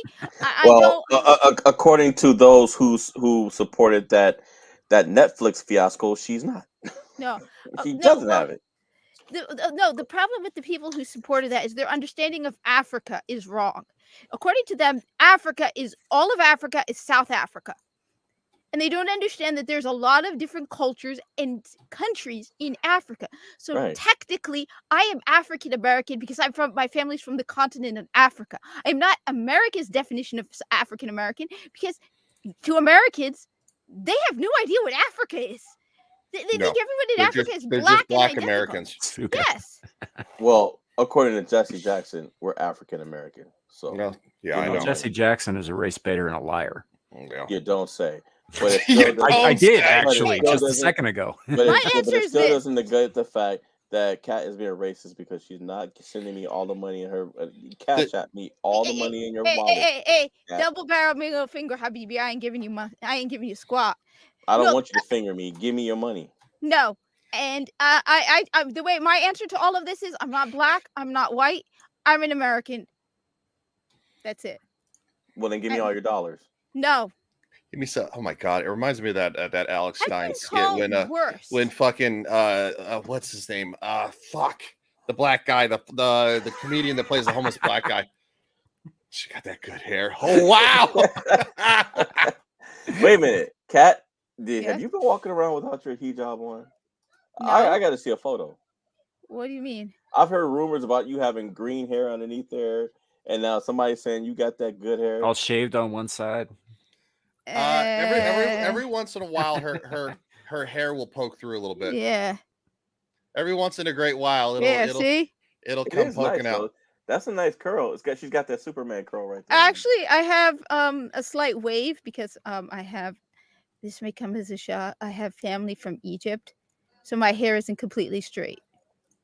It has a very slight, if I let it grow long, it has a slight wave to it.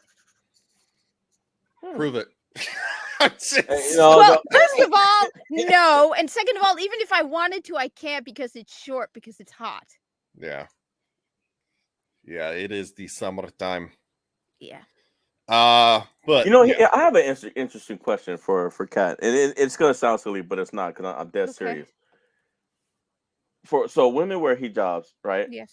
Because you have to cover your hair. Now, my question is, what if they say if they're Americanized, if they're wearing hair extensions, wigs, or something like that? What if what you're seeing is not their hair at all? It's like they're wearing a wig for a style of fashion, or whatever.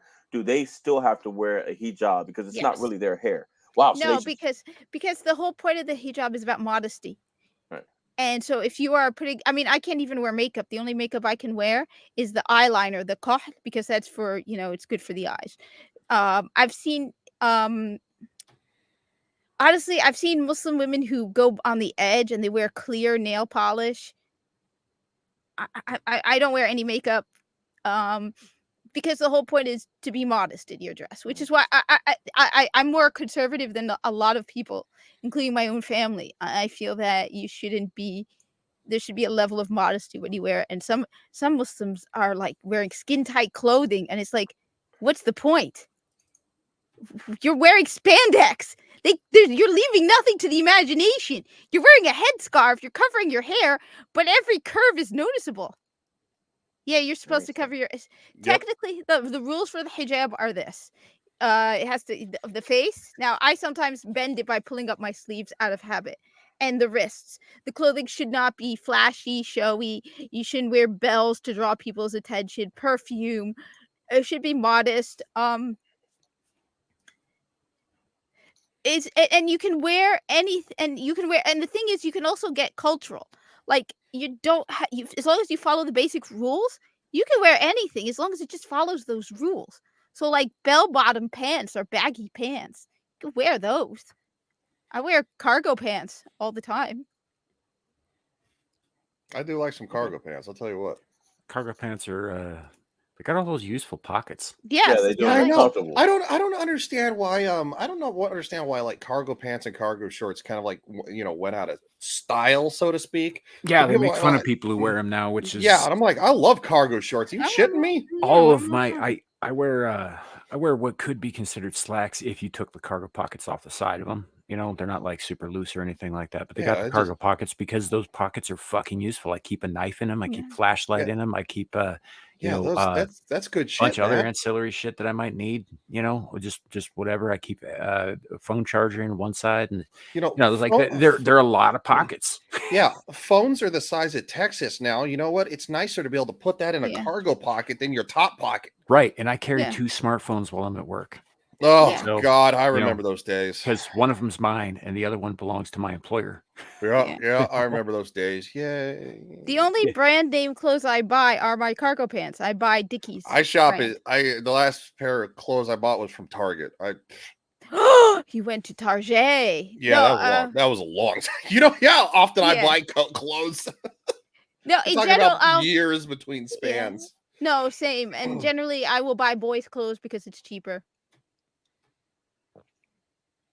Yeah, fair enough. Zenny, that's no issues there.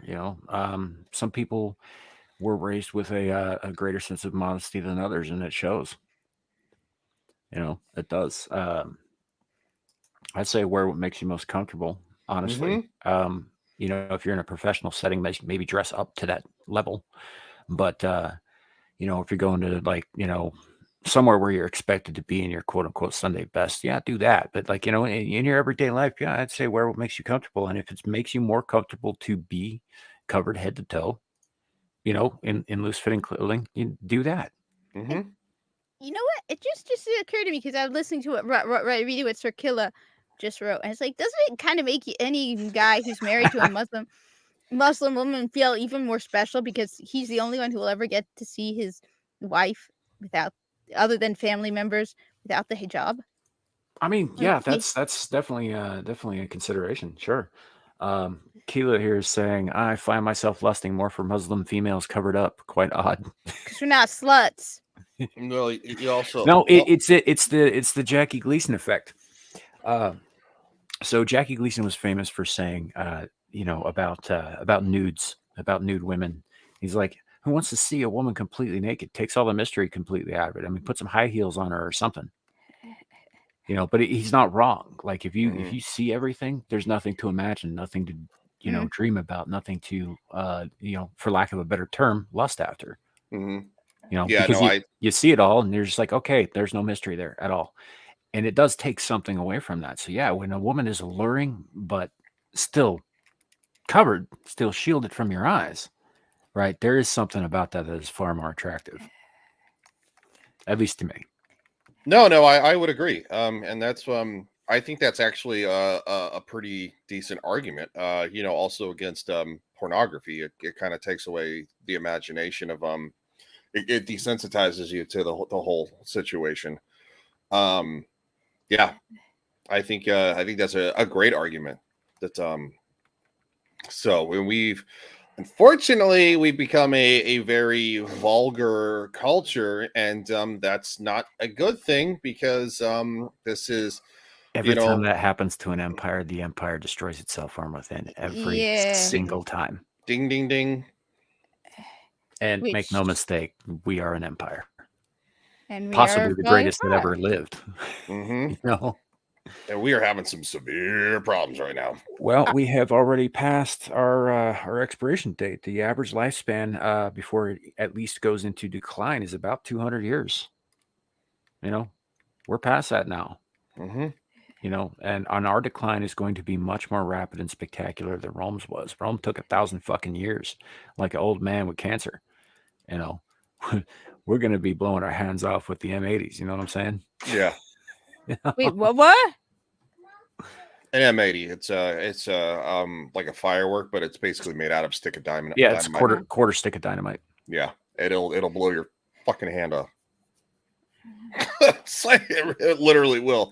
I don't know. I wasn't even sure. I kind of feel like I dated myself a little bit by saying that. Oh, I know what an M80 is. Yeah. Remember you remember those black cats that were illegal for a long time? Yeah. Whoa. Oh, no. We are the greatest. I know that you might have a little bit of a bias there, what with being British and all, but we were the greatest empire that ever walked this earth. Yeah, sorry, UA. You kind of got your ass kicked by a bunch of farmers. Who then built an empire? So I'm just saying. Sorry, dude. I got a lot of love for the British, right? They've been they have literally been our longest standing ally. I love them. But yeah, I hate to say it. I think we kind of surpassed the little island, which they've done some crazy stuff with that island, man. I'll tell you naval what. Naval power put them on the map and then put them all over the world, and it worked out. Oh yeah. No, absolutely. I mean, the United States would not be here if it was not for the British Empire. You know what, UA? That's true, and you still got your asses kicked by us. So what's that say about you? Hey, nothing personal, by the way. I like UA. UA's a great supporter and a oh no, we're just talking wonderful dude. But yeah, fuck British. Anything? Yeah, no, we're all talking shit. So UA, I saw a video talking about how they ended slavery in the UK, and that's something to be proud of. Like how they ended it and how they were like, that was just. Yeah, Larry, you okay? Yeah. Yeah. Sorry, my hands are cold in this room that I'm sitting in. Sorry about that. Cold. Oh, okay. Yeah, it's a long story. It's kind of humid over here, so we got the central air going, but now I'm starting to get cold. I'm about to put on my sweater. The proper term might be thalassocracy. Carrie, Phallus soccer. but I'm going to say Empire. Empire is much more fun to say, and it has certain sinister overtones that I rejoice in. Yeah, pretty much. Yeah. Oh man, Yes. have you ever heard Epica's cover of the Imperial March? Mm-mm. Double bass kick drums. That's all I'm saying.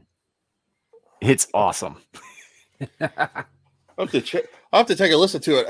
But yeah, no. Shadow's got a point. Yeah, the British and the Americans spent, literally spent thousands of lives defeating slavery, and I had a small exchange on Twitter with Lorena Creel, because she was arguing with some guy on Juneteenth about slavery, and I was like, shouldn't we kind of put the whole U.S. slavery thing behind us, considering there's about there's 29.3 million slaves on this planet to this day. And she literally got snarky with me, and she's like, we're not talking about slavery, we're talking about American slavery. And she's like, and that has nothing to do with this conversation. I'm like, disagree. Some of it has everything to do with this conversation. Why are you pissing and moaning about something that happened 200 years ago when there are people who are enslaved to this day? Yeah. And I gotta be honest, she's a little bit of a leftist weirdo. I really used to like her, but I think she's a little bit of a leftist weirdo, because every time Black History Month comes up or Juneteenth, Lorena Creel goes off on her whole, oh my God, American slavery. And I'm just like, she's otherwise a very reasonable person the rest of the year. Yeah, too. yeah, she really is. But when it comes to that one topic, she literally reverts to the weirdo talking points. And I'm like, you got to get over it, dude. You don't know anybody who was an actual slave on this planet. I'm sorry, you don't. And if you were to talk to an actual slave alive on this planet today, you might get a little bit of a fucking wake-up call. And it's funny too, because you get that on the other end, like, oh, well, if you're white in America, then you benefited from slaves. Like, that's not true either. The vast majority of fucking white immigrants to this country never owned slaves, and some of them were in fact slaves themselves. Yeah. Some of them were in fact owned by black slave owners. That happened. I'm not saying, and that was just as wrong. It shouldn't have been anywhere. But the fact of the matter is like nobody alive today had anything to do with that on either side of the fence. I would say probably 99% of the people alive in this country today are not an ancestor of a slave, or not have been an ancestor of somebody who owned slaves. Because guess what? After slavery was ended, we still did a whole lot of immigrating. Yeah. Yep. I mean, my own family, and they did it legally, by the way. My dad immigrated legally. But your family comes from an area of the world where slavery is actively and openly practiced too. Yeah. Yep. The irony of that. It's like, you took us from Africa. Well, you can go back, I guess, because go ahead. You might end up in chains again. It's a real possibility. Not just Africa, the Middle East. Middle East is a huge slave trade. They don't aren't quite as open about it as like some of the coastal countries in Africa, but yeah, they do. I mean, the Saudis alone, if you're over there in Saudi Arabia, right? If you let a Saudi get a hold of your passport, you're never seeing that passport again, and without that, you are not leaving that country. Mm-hmm. They will put your ass to work. Yeah, and ladies, we're talking about you. Not just ladies, Well, mostly ladies. Trust me. Because trust me, if a Saudi man can get a hold of your passport and keep you there, you're fucked.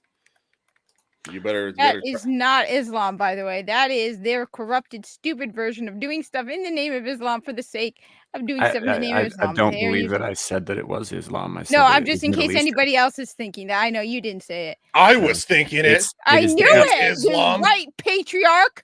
It's part Islamophobe. It is part of Arab culture, though, not Islamic culture, Arab culture. That's one of the things that a lot of people confuse: Arab culture and Islam. Because what gets really confusing is when you talk about Jews. Are they ethnic Jews or are they religious Jews? Because those are actually two things.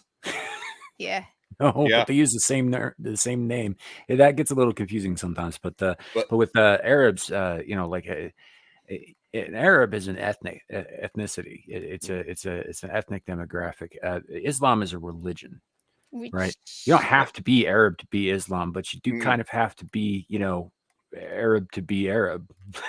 no, well, I know Christian Egyptians. oh, of And- course, of course. And on top of that, one of the things that people forget or don't know is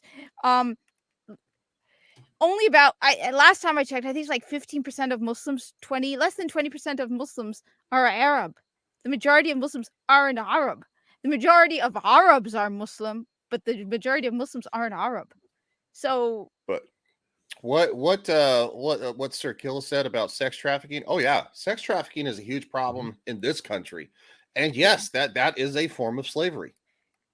Yeah, it's arguably the worst form. I mean, It I'd is, rather it be is the worked to worst form death than fucked because to death. yeah, because quite frankly, that's the one that happens to children the most frequently is sex trafficking. You can't convert just to being an Arab. You can convert to being a Muslim. Yeah, yeah, you can convert And to being Muslim, absolutely. with but you the cannot be. Judaism thing, like there's a religion I'm Judaism, trans Arab. and then there's okay, Jews, which is an ethnicity. Okay, sure. Because the religion Apparently- is so tied in with the culture and with the ethnicity. However, most people who are ethnically Jews are also religiously Jews. Not all, but most. And so yes, you can convert to the religion, but you can't convert to the ethnicity. I mean, aside from, like, I don't know, maybe future generations, you probably could just dip your wick in somebody, but trans Jewish, it's gonna be a thing. You know what's really sad is that the majority of ethnic Jews do not practice Judaism. no, they don't practice, but they are technically members of the religion in a lot of No, cases. I know, but they're not practicing, which there is a very big difference when it comes to Judaism. It is kind of one of those things that you can't kind of half-ass. You have to kind of gotta do it. And that depends on it also depends on that sect, because there's about 100 different sects of them too. I mean, Yeah. there's a few really big ones that everybody knows and all that stuff, but there's a lot of like splinter groups, because one of the core tenets of Judaism is to question everything. Yeah. So. And so yeah, there would be a lot of splinter groups in a situation like that. Well, a lot of Christians too. In the same sense, you can't half-ass Christianity. There are a set of things you must do to be accepted into the kingdom of heaven, and the majority of Christians do not do them. And no, and I'm not talking about you have to read your Bible every Sunday. That's not one of those things. But there are core principles that you must abide by that majority of Christians don't. To say that, oh, I'm a Christian, it's like, well, in a sense, yes. It's like I got the armband. Yeah, I got not the armband. There are a lot of there's Chinese a new set of armbands out there. I'll tell you what, and they sure are picking up where the other armband warriors left off. I'll tell you what. Oh, there's always an armband, man. There's always a group of there's always an armband coalition out there. The only reason that we compare everything awful in this day and age to the last major awful thing that everybody talks about, which was less than 100 years ago, by the way, is because it was recent and it's still fresh in a lot of people's memories, and also because some people won't move on from it. But there's a lot of people. I'm not naming names. I'm not naming anybody in particular because I don't want to get booted off the internet. But yeah, there are some people who will not let people move on from it, even people who had nothing to fucking do with it. You know what's really sad is that the community that was most affected by it has pretty much moved on, and they're usually the ones saying, you know what, y'all kind of need to let it go because we did. Yes, I'm talking about the Jews.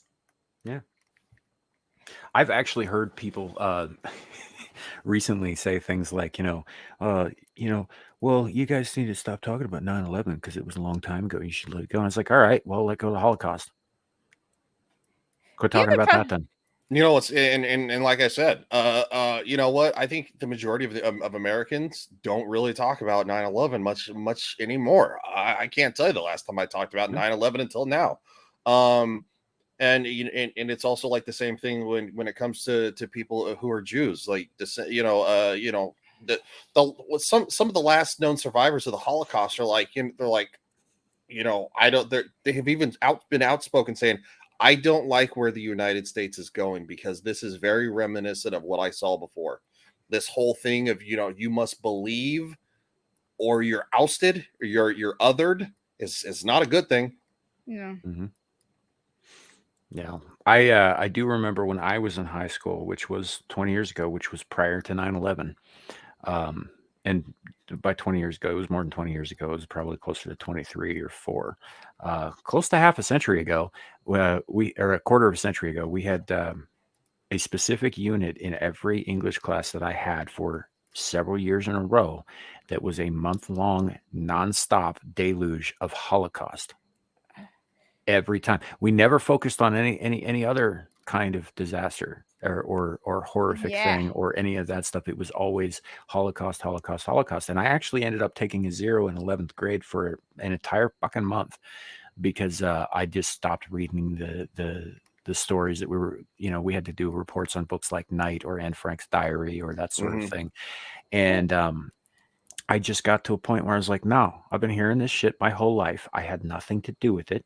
I have ancestors who were there, who were on both sides because I'm very German in my ancestry, and by ancestors, I mean like distant cousins, because honestly, it was only about 35 years before I was born. But, and I was just like, I am sick of hearing about this. Yeah. And all I got was, well, if we don't remember it, then we'll be doomed to repeat it. I was like, yeah, but that's true of everything that you're not talking about too. Well, I have a question now, okay? Because I follow Master of the TDS, and he was joking that if he's been called, he's joking that he's already been called a Nazi twice on Twitter for the day, and he's like, who's going to be the third person? Which is hilarious because he's an Orthodox. Yeah, he's an Orthodox Jew. Which I know. that, I've actually wanted to get him on a live stream before, and he's like, I can't do it over the weekend. Yeah. No, the one I would love you to get on a live stream is Writing Raven, because I think she's awesome. She sounds really familiar. She's his better half. Oh, okay. That's right. Yeah, I think if I ever met her in person, we'd be awesome friends because the two of us, we always go back. Every time we go back and forth on Twitter, it's like she just gets cooler in my eyes. But my only question is this. All right, so I agree with you, Samuel. I remember sitting in class being like, at one point wondering whatever happened to World War I. Why do we call it World War II if there was no World War I? Because we covered World War II so much. But the problem is, are we even covering it? The fact that we are now calling random people who disagree with us Nazis, or do we need to maybe teach it correctly? Maybe right now we've reached the point where they don't. I mean, I was seeing stuff going on even under COVID, where I'm like, where people are like, I like to think that if I was living during World War II, I'd be one of the people helping to hide Nazis. And yet you see them wearing a mask and telling you to get the vaccine because it's mandated. It's like, no, you would have been going along with it. It's the few handful of people who are going, no mandates, freedom. I'm willing to risk my career and my job and everything for freedom, who are the ones who would have been helping people, the Jews during World War II. Is it that maybe they're not focusing on the right things?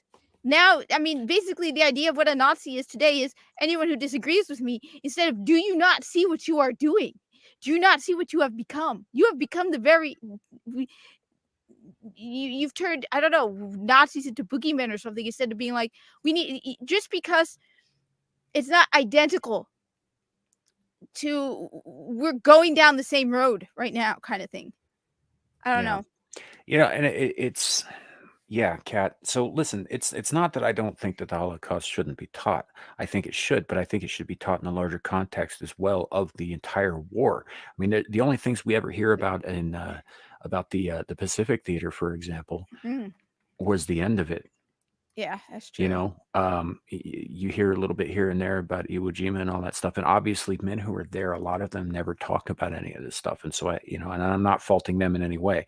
But in terms of like the history as we're taught it, I don't see why we aren't looking at the whole thing, all of the context, the Holocaust in particular. For example, one of the things that is drilled into our heads as children is that 6 million Jews were killed and destroyed and disposed of during the Holocaust, right? And I'm not denying that that's certainly seems like that was absolutely the case. I know there are people out there saying that it never happened and all that. I'm not one of those people. I'm not saying that didn't happen. What I am saying is that there were another 7 million people also killed in those concentration camps who were not Jews. Yeah. That no one remembers. No one. They don't talk about that. They don't talk about all of the people that Stalin was purging in his country at the same time. And he was a lot less discriminating. You know? Oh no! I agree. Yeah, no, I agree. I didn't even know about the Pacific Theater until recently. I started. They don't talk about the Japanese occupation of Korea, which was one of the most brutal occupations in history. Ask any Korean that you meet how they feel about the Japanese. Yeah. No, I think world history is extremely important. When I was in school, we definitely talked about World War One. We talked about the Revolutionary War, Civil War, World War One, World War Two. But yeah, I think we probably spent a good week out of probably a whole month on the Holocaust itself. Mm-hmm. Yeah, and Kayla, that's what I'm saying. Is like they didn't talk about the 80 million people or however many. There aren't exact numbers for this because they didn't really keep as good of records in Stalinist Russia as they did in Nazi Germany. The one thing it was very good at was record keeping. Everything. So we have pretty precise numbers for there. The Russians, not at that time, not so great at it. As it turns out, commies aren't great at writing shit down. But yeah, we assume it's somewhere in the 80 million range, maybe more, maybe less. We don't actually know. Nobody talks about, especially even in China during the Great Leap Forward, the 60 to 120 million people who were beaten or starved to death by their own government. And granted, that was a little bit later, but only about 10 years or so. There was a lot of this stuff going on all over the world, and all they focus on is what happened to a specific ethnic group during that time. And yes, that was shitty. That was fucked up, and I don't think that it should have happened to them. I'm not a fan of exterminating anybody. Yeah, no. But I also don't believe that the Jewish angle is the be all and end all of everything that happened there. I really don't. And I think that it's what's the word I'm looking for? There's a specific word. Not unfair. That's not it. It's irresponsible of us not to look at the entire picture. I do. No, you're making valid points. Though one of the ones that I've mentioned and I found really interesting is John Raab. If you look him up on YouTube, I think I mentioned before, he was living in China during the Grape of Nanking. And what I find really interesting is he saved like thousands of people, over 100,000. I think they say he saved like 300,000 people or something, some ridiculous number, or at least 100,000 people. And he did it while being a Nazi. Because he was outside of Germany, he didn't know the bad things that was going on. So he actually used the symbol of the Nazis as a symbol of protection, because they knew that the Germans and the Japanese were allies. So he would walk through the streets of China, and he would wear his uniform, and he would go up to, if he was unarmed, and he would just go up to these Japanese soldiers. It's really, really interesting. I'll get the video about him, because there's a biographics video, and he is amazing, because he died after the World War II.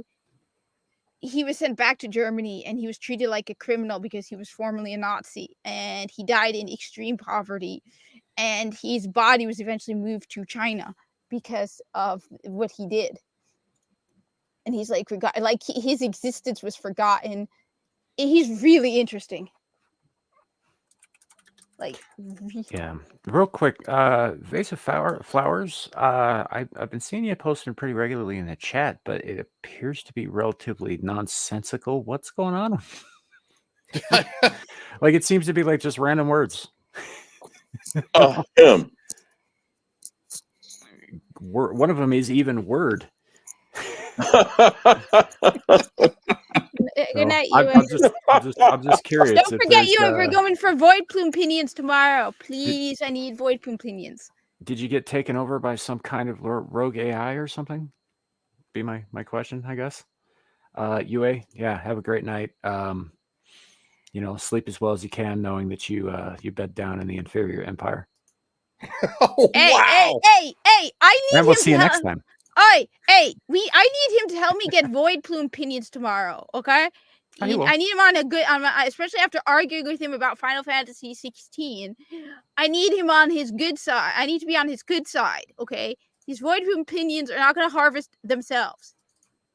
Yeah, no, that's fine. And you don't have anything to worry about. You're not the one who just insulted the entire history of his nation. I am.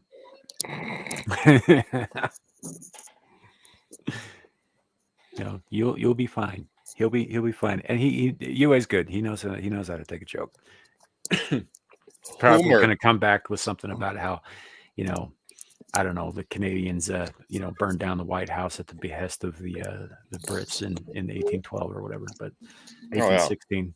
White House has been burned down a few times. Sir Akila, I got Diablo 4. I have it on Xbox. Actually, I did too. I just haven't been streaming it live because I just haven't been. Why not? Because I kind of already beat the story. Oh. Damn, you must have been playing the shit out of it. It's only about 15, 20 hours. Oh, really? The story is, there's a ton. Yeah, it's a short story. The end game, it's an MMO. Yeah, So, I know it's kind of like an MMO. Like you can run into people, but you don't have to. Yeah, but people are getting pissed off because now they're finding out that it's separated in seasons, and when the next season starts out in a couple of months, all of the characters are going to be zeroed out, and you're going to have to start from the beginning. They doing that? Wow.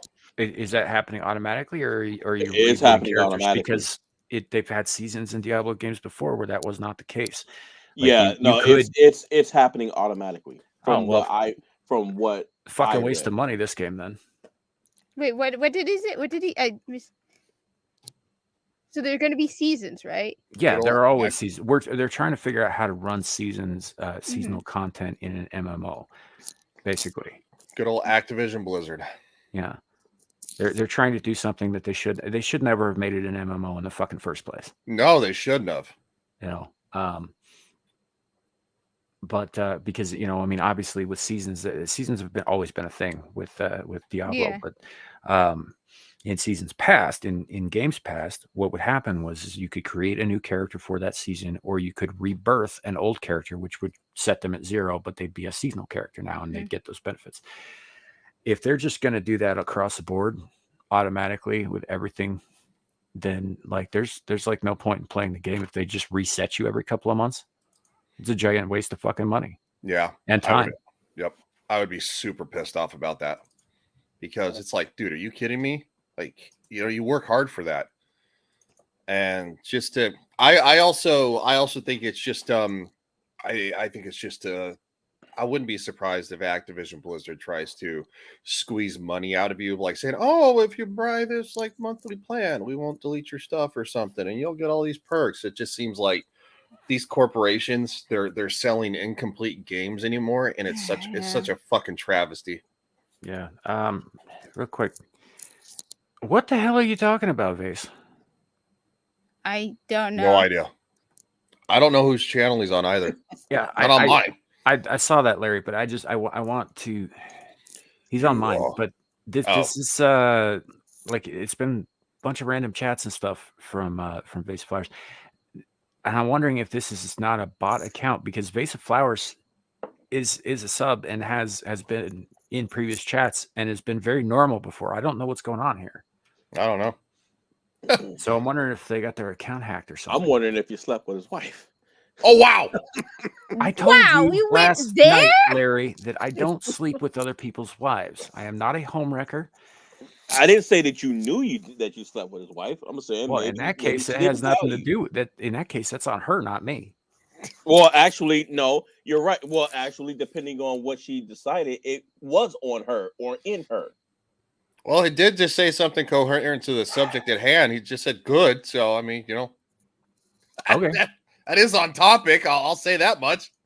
Yeah, no, but no, I don't. I'm Larry's exaggerating. I don't get No, around I'm that not. much. Yes, he is.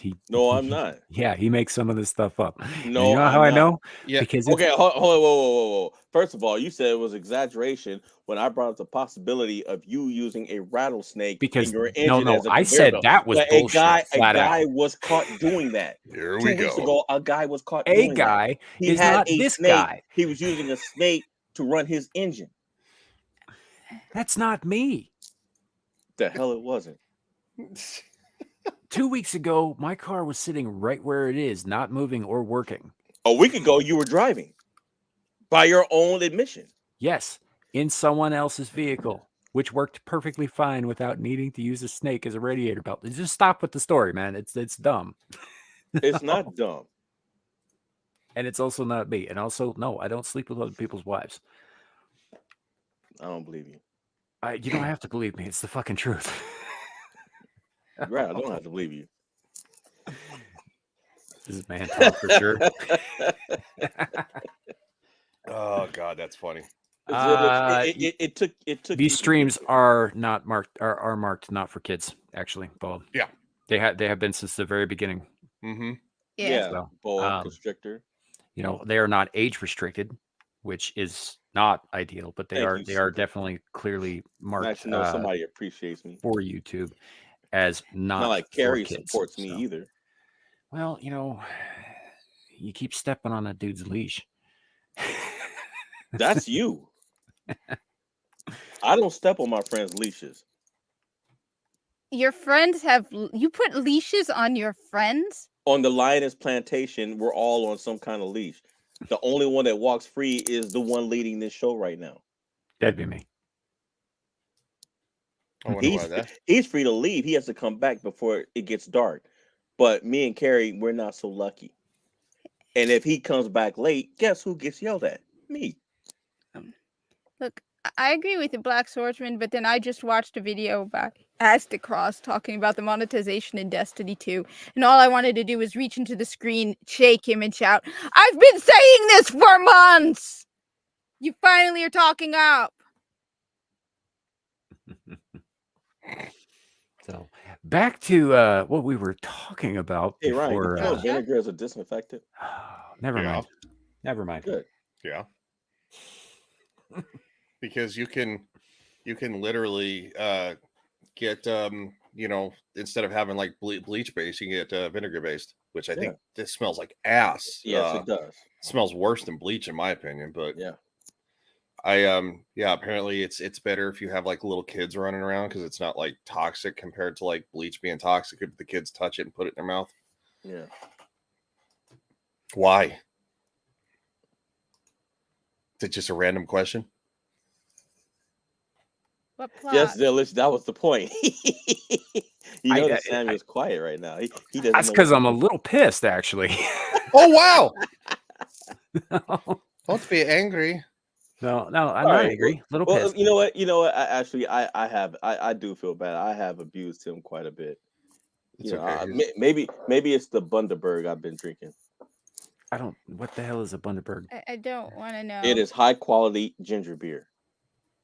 Ooh. Okay. Nice. But anyway, Samuel, please continue. My apologies. Yeah, no worries.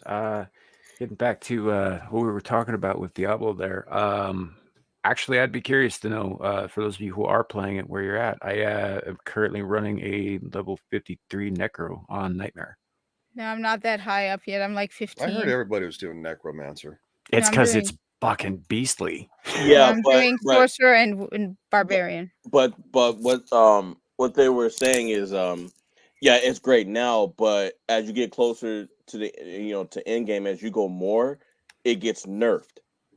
I'm sure it does. And then that's not unusual. Becomes the one that's overpowered. Right, but druids are a bunch of fucking people who talk to sticks and rocks. So, to hell with them. Wow. No, I haven't played druid since Diablo 2, and that's actually a problem that I've had with this game. one of the things I don't like about Diablo, aside from the MMO aspect, which I just fucking hate MMOs, is the fact that this is clearly made for people who really loved Diablo 2. I imagine it smells a lot like ass. Lou, why would you put that on the screen in the middle of what I'm doing? What smells like ass? Arse. She's talking about because of the vinegar conversation. Oh yeah, no, it smells awful. But it was clearly made by people who love Diablo 2. I did not love Diablo 2. You know, it's got that same crappy fucking gem system. I don't care for a lot of like the little things. It seems like it's regressed more than not. Put prettier graphics on an older game engine that is outdated, basically. That's been an issue for me. You know, there's some things I like about it, but there's some I don't. And so, yeah, I haven't played a druid since Diablo 2 because I don't know, it wasn't really hell, they even brought back in the story bosses that you killed in Diablo 2 that I want to finish that. like why? You know? Like there's no spoilers here because it's not really part of the plot, but Andariel and Duriel both make a fucking appearance again. You know, and Mephisto. You know, Diablo's not actually in it. Nope. At all. Like he's mentioned in a couple of side texts, but other than that, nobody talks about him. They mention Ball more than they mention Diablo. Mm-hmm. You know, Lilith. I didn't have a problem with Lilith. Actually, if you going through the story without spoiling it, I actually enjoyed the story. I thought it was well written. I just don't care as much for the gameplay. So, but that's just me. You know, I'm one of those people who I know there are a lot of old school Diablo fans who really hated Diablo 3, but I preferred Diablo 3. I liked Diablo 3. I liked the way that it worked. Too. So I haven't been able to finish Diablo 2. I did years and years ago, but I was also really high at the time. So, you know, take that anyway. You want, I guess. Well, the beginning is so slow.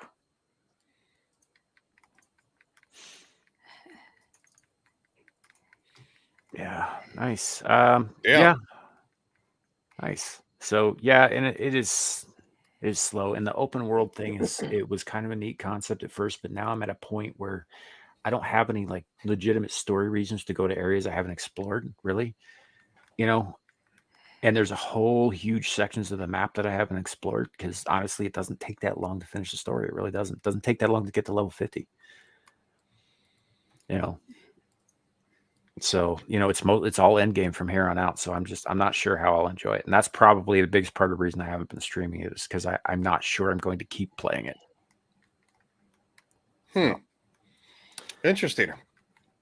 Yeah, no, I knew it was a lot of people were raving over it, but I did hear that it was a kind of like an MMO light, and it's like I wouldn't even say light.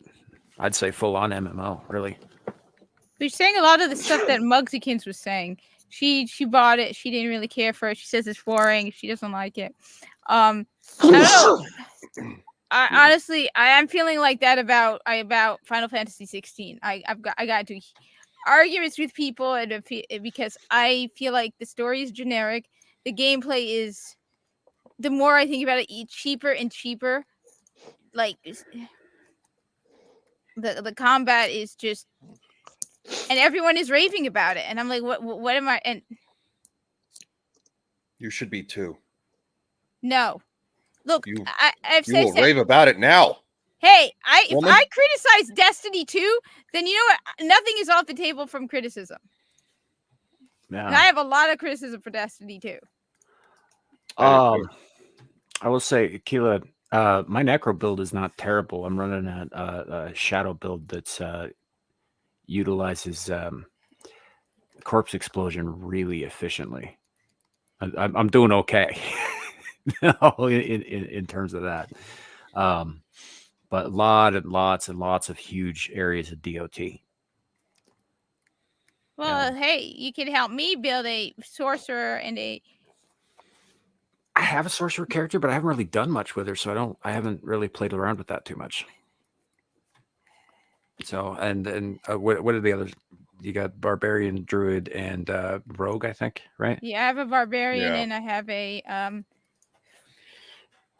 a sorcerer. Oh, fair enough. But I don't know. I might get sick of the game at some point. To be honest with you. When its streaming goes, when I do gaming streams right now, we're doing the Sunbreak expansion for Monster Hunter Rise, and that's actually been a lot of fun to stream and to play. So I will probably stick with that for the time being. That was random. Excuse me. Yeah, that was random. I liked the 2000 and was it like 2000? It was 2004. 2004. I liked the 2004 reboot. I thought that was really good. I thought it was well done. I think that it certainly catered to the sensibilities of the time it was made in. Sure, I think that they really leaned into the violence more than the suggestion of violence. The original one, there actually isn't that much blood on screen. It's more a suggestion of it, and I think that's a much more effective horror movie for it.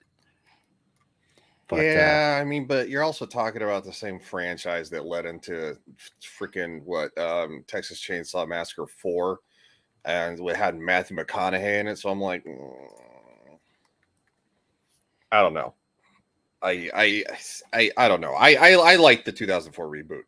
But I other than like the very first one, I'm kind of meh on the others. So what? Oh, this should be fun.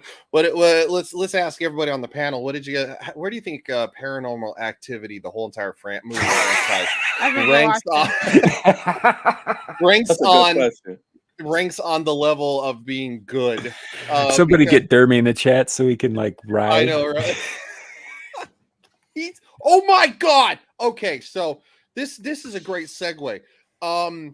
So last night for Ball Busters, we're all sitting there where we go live and stuff like that. And then all of a sudden, that fucker replayed his whole entire video where he butthurt broke down us being uncultured swine for not liking Paranormal Activity and putting it basically in F tier. He played the whole video at the beginning, and everybody in the chat is like, everyone's like, are they, is this live? Like going, where's the rest of the panelists? And all of us are commenting in the chat, like going, no, oh my God, we're behind the scenes. He's forcing us to watch this.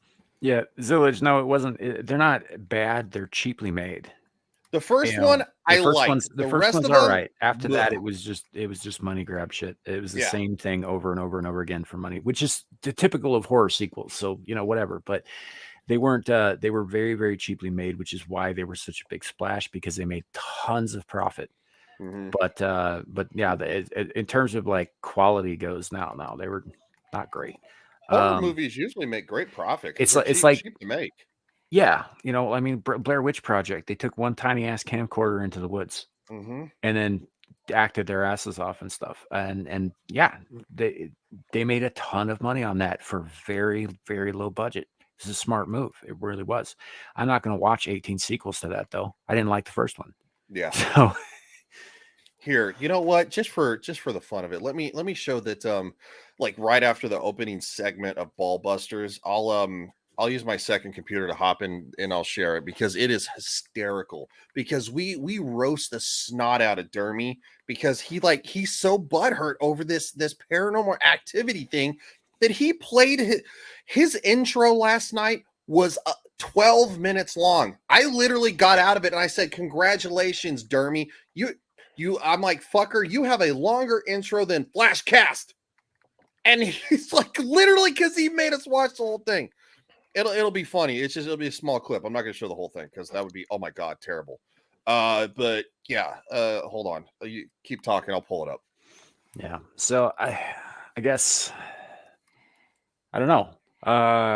Kat, you don't watch a lot of horror movies, do you? No, I don't watch a lot of movies in general. I'd rather play video games. We know. That's not a slide against you, by the way.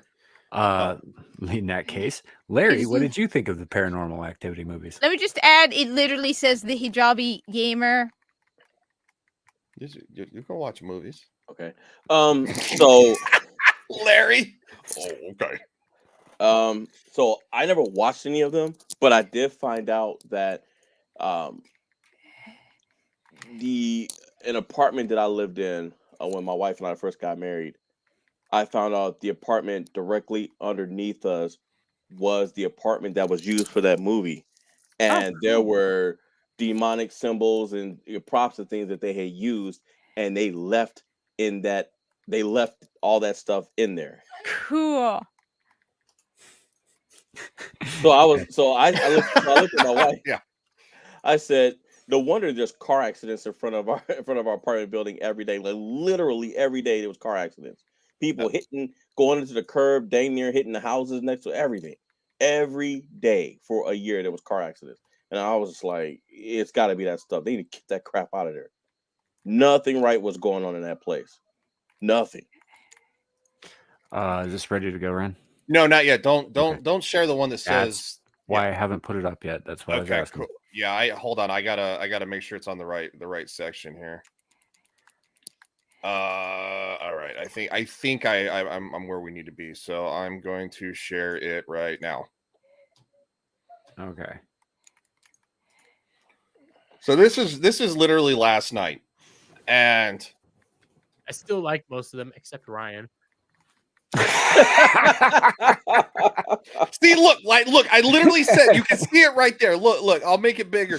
It says, because everybody's asking, is this live? I was like, no, we're all hostages backstage being forced to watch. So I feel broken inside and dead to an extreme degree. It was a mistake. Accidents were made, and they really need to do better. I can see how if I was just stuck in one place having the same guys railing on me all the time, he used this. He was trolling the snot out of us because he was so angry. So let me skip past the rest of the intro, and here we go. Fuck. Oh, hey, everybody. What's happening? We're all stupider for listening to that. Oh my God, I dozed off. I'm sorry. Congratulations, you have a longer intro than Flashcast. That was fucking awful. Yourself. That was a salty ass intro. That's quite a feat. That's a salty ass intro. Yes, he was so butthurt about Paranormal Activity being rated as D tier, and there was no F tier, by the way. So Paranormal Activity was bottom of the barrel, and he was so salty about that. It was hysterical. He made us watch an 8-minute video where he broke that down. Was this last night? Yes. Okay, because you remember on Monday so Ryan and I jumped on the Renaissance Nerds stream on Mellow Mondays on Monday, and Dermy was in chat the entire time calling us Philistines because we were making fun of Paranormal Activity. Yes. Devil made me do it. I think that was his stream originally, his first stream, and he and they were ranked. That's where they were ranking the horror movies, and so Devil was on that panel too, and he was so pissed about this. I'm really sad that I missed the Devil's stream at the live, but it's so bad. So we're talking about what went down with that stream because big deal for him. And Dermy started calling us all Philistines because we were making fun of him and his love of Paranormal Activity. I know, and he went into a tangent about it again last night. 12-minute intro. The chat is like a week later. I know, the chat's just like, what's going on? Is this a pre-recording? Are we live? Like, nobody had any idea until we started commenting from the back. No, we're back here suffering too. It was so fucking funny. Yeah, that's why I missed Abyssal Musings last night. Dermy had somebody bounce, and he's like, hey man, you mind hopping in? I was like, no, I'll hop in, but yeah, we had a good conversation, but I wish I could have been on Abyssal Musings too. Only I could clone me. Yeah, Carrie, I can put a link to the video so you can watch the very beginning of it. Because I mean the whole entire thing was absolutely hysterical. But yeah, Carrie, I can do that. Hold on, let me pull it back up. The link here. Oh, Snuggy delicious. What? That's my cat. It's oh, I was like, what? Snuggy and delicious. My cat. She's snuggy and delicious. It got very weird all of a sudden. She's adorably cute. You should be able to drop that link directly. Yeah, because I'm a Yeah. moderator. So yeah, after this, man, go check it out. It's so funny. I guarantee on Vets Talking tonight, which you can find on my channel in the description. Basically Vets Talking. Drop the G and you'll find it. Where I guarantee we're gonna be making fun of Dermy again about last night because it was so funny. Oh yeah, I will tune in as much as I can. I think we might have another thing to attend to tonight, but you guys is she gonna do a stream? I think she was talking about maybe doing one. I don't know if it's set in She stone said yet. she was, but she hasn't done one like a week, right? It's been a little bit. Yeah. Okay, yeah, because I haven't seen any notifications. So yeah, she was sick last week. Yeah. See. Yeah, she was sick last weekend. Well, Ruthie there, K Ruthie. running for life. Hello, welcome. Well, she ran for life right over here. Yeah, you missed all the horrible things that we said earlier. So congratulations. There is still 30 minutes left in the show. Trust me, we can make up for it. Oh yeah. But yeah, no, so when Dermy was first starting out, I think I told this story on Adam's channel. I started streaming about 6 weeks before Dermy did. Oh, did you? Yeah. And he and I were in one of the Tuesday night main event chats, before it was getting started and all that. And so he and I started chatting. We didn't really know each other at the time. I'd seen his name in the chat, but that was about it. And he was talking about, he really wanted to start a channel, but he wasn't sure if he, he didn't know what he was doing and he was unsure and he was nervous about it. And I was like, I told him, I'll tell you the same thing I got told. Just do it. Yeah, it's going to suck, but you will get better at it. And I don't know if I'm any better at it, but it does get a little easier. I'm on like stream number 7. So, so he started up doing it shortly after that, and he's blown up. Yeah, he does do a combination of videos and live streams. So I do know that if you balance it out, YouTube likes that better. So like if you were to just do strictly videos but no live streams, it kind of the algorithm will imbalance you, and the other direction is true too. Right. So if you do strictly live streams but no videos, then you'll be imbalanced that direction. So yeah, so it's fickle. Yeah, it's fickle. As however that works, it's I'm glad to see that he's blown up. He's doing pretty well, and that's a great thing. But I guess my point is that I was because he was one of the first people I made contact with who I wasn't already connected to on the internet when I started streaming and all that stuff. I've known Dermy longer than I've known you, Ryan. I believe that. Yeah, no, he's a cool dude. He's a cool guy. Obviously not well, but we have interacted for some time and all that stuff. And I've actually asked him to get on this show a couple of times, and he's always, he's usually got too much going on because he does like the meme stream. He does, which is right before this one. He does Ball Busters the night before when we're doing, Abyssal Museum. Like the guy's busy as shit. Yeah. And all that. But man, I would love to have him on right now. Long story short, I just went on this epic fucking journey to say this one thing. I wish he was here right now so we could put him on the panel next to that clip that you just showed and make fun of him. He would still defend it too. He would defend it still. He's gonna defend it tonight. I guarantee it. We're gonna be so you know what's funny is that so last night I showed up in the back room. Of course, Dermy brings me on, and Adam Soldier Spirit, who of course I do. Well, oh jeez. Thanks for being here. Oh no. So yeah, so like I showed up last night, which was super funny, and he's like, oh god, the fuck are you doing here? He's like, I see your fucking face too much as it is, and I was just like laughing my ass off because like we all literally like orbit in everybody in like the same circles and like just swap live streams, and it's so funny. I mean, and that kind of includes you, Samuel, too, because I see you a lot, and then of course, we're on Monday nights with the Renaissance Nerd and stuff like that, and it's just so funny how all of our circles are intertwined. But yeah, Dermy was well, it is funny because like the Monday night thing, that's a recent thing, and it's not even necessarily going to be a consistent thing. It kind of depends on my work schedule, like Fridays do. But I met Adam because Horny Alf brought him on to our Sunday show. And the next thing I know, he's reaching out and saying, hey, you want to come on this other thing? And I'm like, okay. And then I get on there, and like all these other people I already know are on there, or some who are new to me, and that sort of thing. It's a small little circle that we run around in. Well, I can't say I've gotten better at it, especially after getting into arguments with people over Final Fantasy 16 today. And well, hello, Leo. Yeah, we started 2.5 hours ago. I know, right?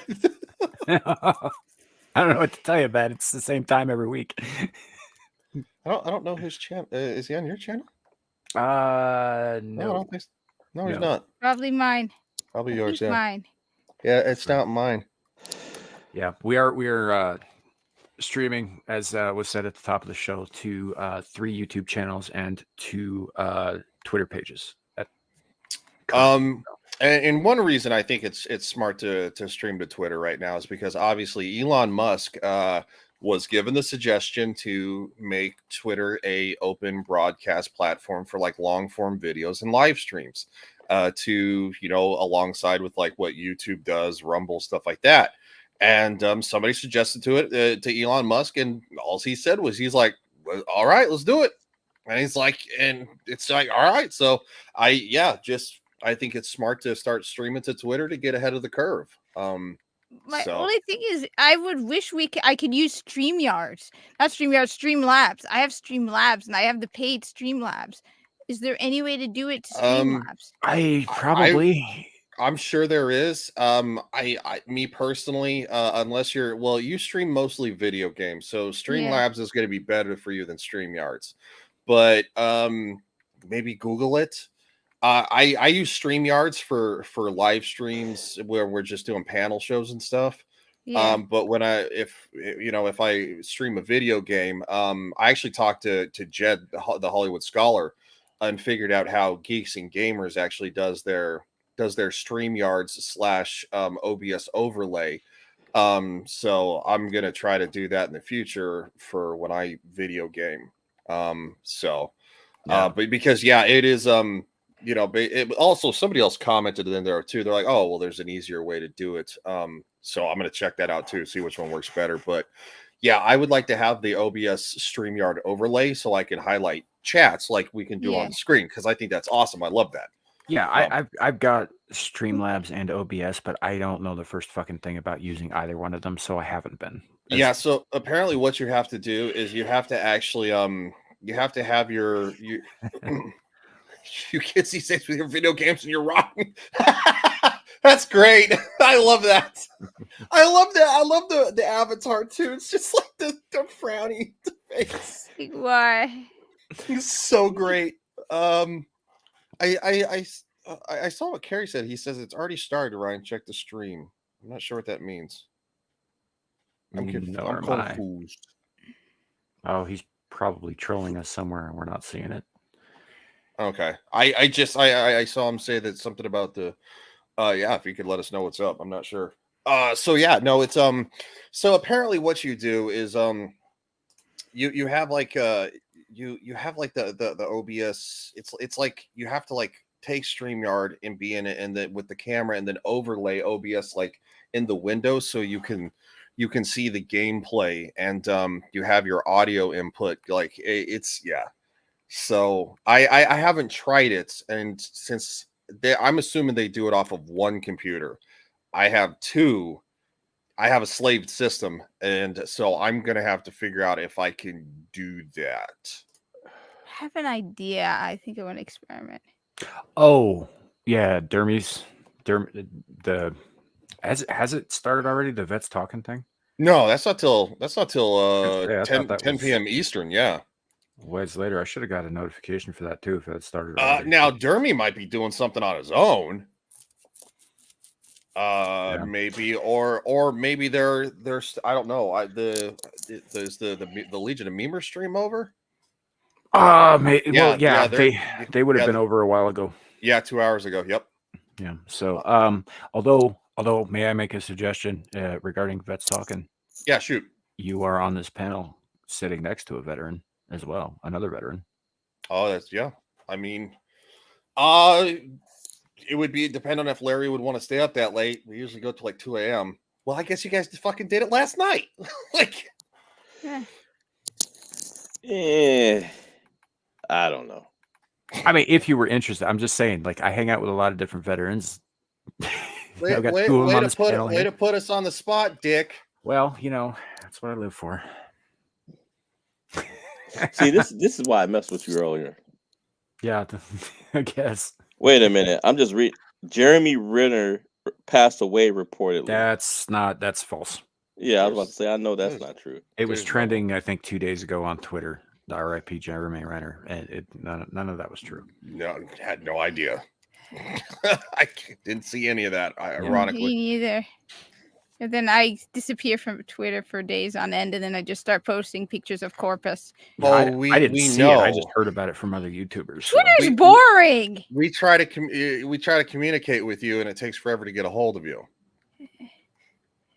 I'm an introvert. Unless you're gaming, which is like all the time. So if you want to get scare me. If you want to get a hold of Kat, just comment in her chat while she's live streaming. It's the best way to do it. Yeah, that's fair enough. Send her a super chat; she'll definitely notice. Oh, and then she'll get all bashful about it too. About it one of these days. I just okay. I'm not a people person. You guys are sitting here talking about all the millions of streams you've been on, and how many have I been on? I don't know. How many have you been on? Not exactly a people person. Sorry to hear that, Zenny. Oh, I'm sorry. Oh. No. You know what? This is probably relevant. So you know that little cocksucker Harry Sisson on Twitter. He made a freaking TikTok video bitching about. He's like, Republicans. He's like, they complain about the fact that there's a whole month for Pride and blah blah blah, and that we don't do, and that only veterans only get one day and stuff like that. Well, I guess apparently the month of May is for veterans. Even though since fucking when? Yeah, I don't know. So apparently that's what he said. He's like, just goes to show you that Republicans really care about our veterans. I'm like, dude, you're what it shows us is that he is once again talking out his ass about shit that they just made up that he doesn't fucking know fuck all about. Fuck that guy. Fuck him right in his stupid fucking ear. And he's an adult, so yeah, we can talk shit about him. Fuck that kid. I hate that little peckerhead. I'll tell you what. Yeah. What a gigantic piece of fucking grifting shit he is. Yeah, he is a fucking yeah. He's like Shadow's age, man. And that kid is a giant piece of shit. He's nothing but he just gaslights everybody. He's nothing but a controversial, vile kid. Yeah. Imagine being that age and being that much of a fucking piece of crap. Like, why would your parents let you do that? Like, your parents should be ashamed of you. Yeah. Yeah. Sorry, Suka. I don't usually let it get the better of me like that. Harry Sisson, he is a paid shill for the White House and the DNC. Yeah, he lies about that too, which is super maddening because he lied about it after he was shown receipts. Yeah, he's been like literally somebody put receipts out. And he's like, oh, it's like, really, kid. Just own up to it. You're grifting. Everybody knows you're grifting. Just say, look, I'm grifting. And then his little partner and him were on this podcast not that long ago. I think actually we showed the clip of that on here a couple of weeks back, where they came out and they were just like, yeah, sometimes you can't even say when the things on the left really suck and all that stuff. Oh, wait, don't play that. Don't show that. Don't clip that. You know? It was the other kid that said that. Yeah. His little yeah, those kids are pathetic. Little boyfriend, hetero life mate. Yeah, But how's that go again from Jane Silent Bob Strike Back? I love bringing this scene up where they're getting caught by the sheriffs, and he's like, "Yeah, we're a gay couple, and this is our adopted son. It's the orangutan." And but then there's this woman on the side whom I also fuck so as not to be all the way gay. But this guy, he loves the cock. Yeah, because Silent fucking Bob love that can't, scene. can't fucking say anything. And it's like, what a nice little fucking Brady Bunch. Yeah. No, say what you will about Kevin Smith. That movie was hysterical. Well, yeah, that's back when he was fat. That's back when he was funny. Mm-hmm. Now that he's all vegan in Hollywood, he's nothing but a bitch. Yeah, I think some of that everything. is him trying to get back into the big boys club. Honestly, I think I think he's putting on a show in a lot of those cases. Why else would he keep filming himself bawling and posting it? Mm-hmm. Right? I mean, I quite Look, frankly, I don't care what he's putting on here. I think he's a fucking punk ass loser. Yeah. I agree, and I liked his movies very much for a long time, and the ones that I liked when I was young, I still like. They were good movies, you know. I saw Jay and Silent Bob Reboot, which I had been looking forward to for some time now. Keep in mind, he started talking about making this movie while I was still listening to his regular podcast that he does with Mark Bernardin, and I listened to him like almost religiously, and then he took off to make the movie, and Mark took over the show, and all of a sudden it became, you know, white people in Hollywood must die. It was the weirdest fucking transition. And I didn't think Mark Bernardin was that militant, but as it turns out, you know, which is weird because I've seen some of the stuff he's written because he's a screenwriter and it's good. He's a good writer. So I waited for like a year after Kevin Smith went off to make that movie to watch that movie. And I finally fucking did. And well, it's a reboot. All right. That's exactly what it is. It's a reboot of Jay and Silent Bob Strike Back, except progressive to the extreme. God. There it is. I have a feeling you're going to say that. All of the story beats are the same for the most part. You know, there is some stuff in there that I actually do like. They do some fun stuff. There's a bit where he does the infamous speech from Glengarry Glen Ross to a bunch of KKK dudes, which admittedly is like, oh, of course the rednecks and there are KKK guys. But the scene was funny. I'm not gonna lie. I laughed my ass off. You know, but yeah. Like the guy still knows comedy. It's just like he's it's like he knows where it is, but he's gotten away from that point.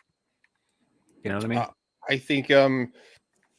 I think he just wants to be a part of the club so damn bad that he's literally you know. Yeah, keep going, keep talking.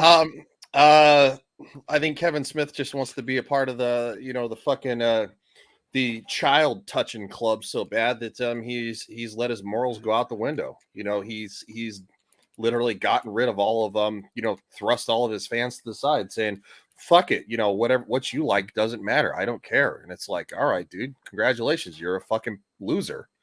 Yeah. You know, and there was all that shade that he threw at Clownfish TV. I don't watch Clownfish TV. I'm not actually a fan of Clownfish TV. Oh, no, I understand that they do scoops and they're that kind of channel. That's not the kind of thing that I'm really that interested in. And all that, but I understand that they were correct, and he fucking went after them. Yeah. Hey, you know, real quick, sorry guys, I have to go. Things are picking up over here, and I don't want to be a bad participant, but I just want to say thank you guys for having me today. I know, sorry, I've been kind of in and out. I've actually been multitasking, but you have a baby. Yeah, you have good excuse. Yeah, just admit it. You got a fucking uterus. Well, it's debatable whether or not she likes me. My wife was hugging her and calling her a sweet baby and everything, and when she turned over, she looked at me and gave me the middle finger. So, her being fun to me is kind of debatable. Also, for some reason, if I'm holding her, we're not in a lighted space, she starts freaking out. I think because she thinks she doesn't know who I am until she sees me, until I walk into the light, and then she kind of looks at me, and, you know, then realizes, oh shoot, okay, well, yeah, it's that. But in the dark, I think she. Don't worry. You know what they say about daddy's girl. Yeah. Give her a little time.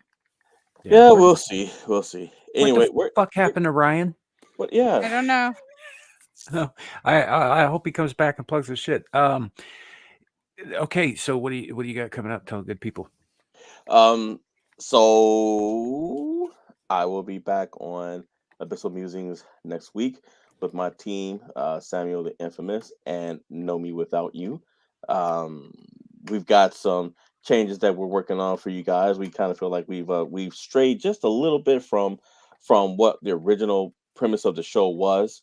So we are going to get back to that. We're still going to keep some things that we like, such as the the quizzes, and also I'm going to set up.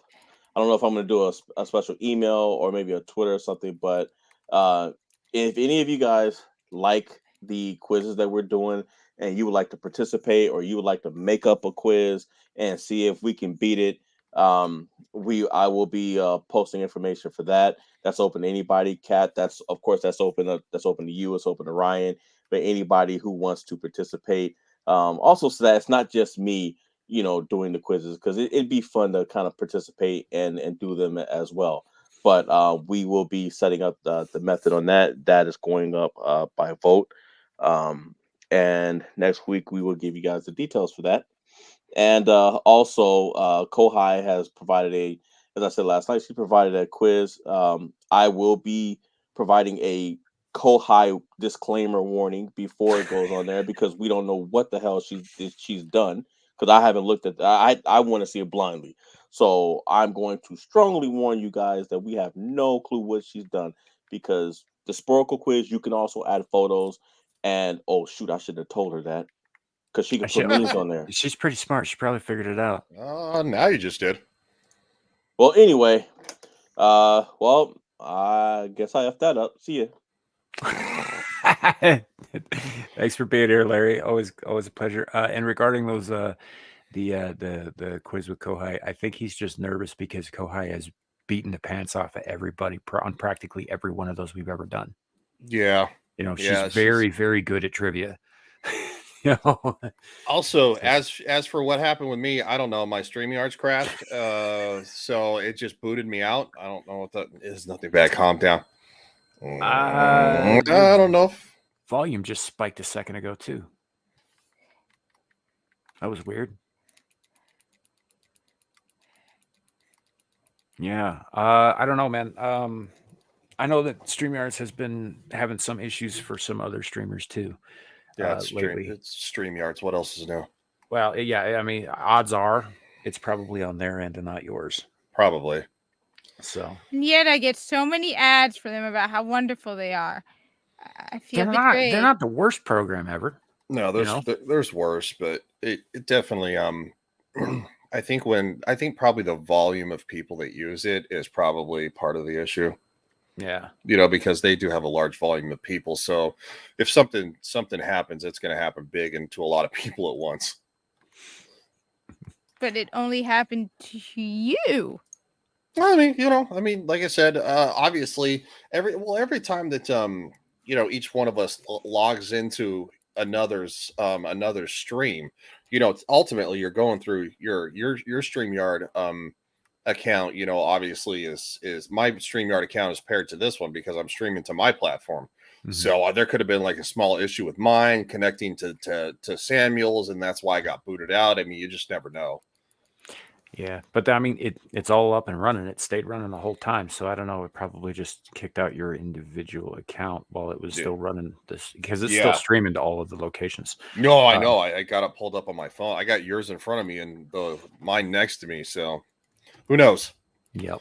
Well, I guess on that note, well, first of all, yes, Kohai. Yeah, not everything you make is bad. Just most of it. But no, I seriously, I think that she's good. She's probably set this thing up for all of us to fail because she's good at trivia, and frankly, I'm not.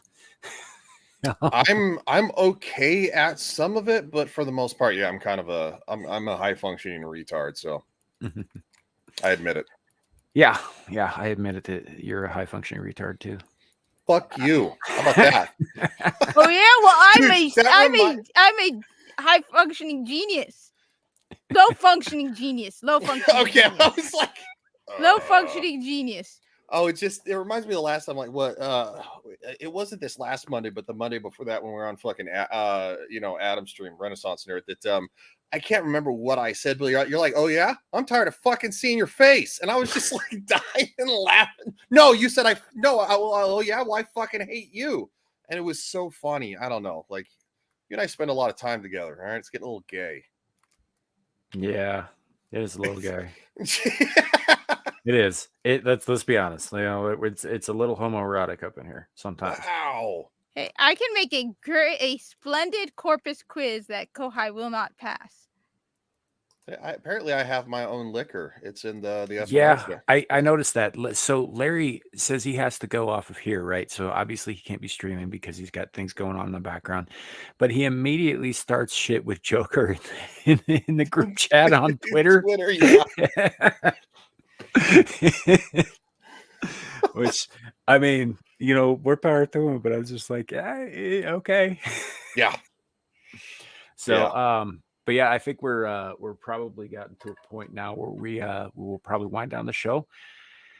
And once again, I have to say thank you to everybody in the chat for on all platforms for being here with us, hanging out, having a laugh.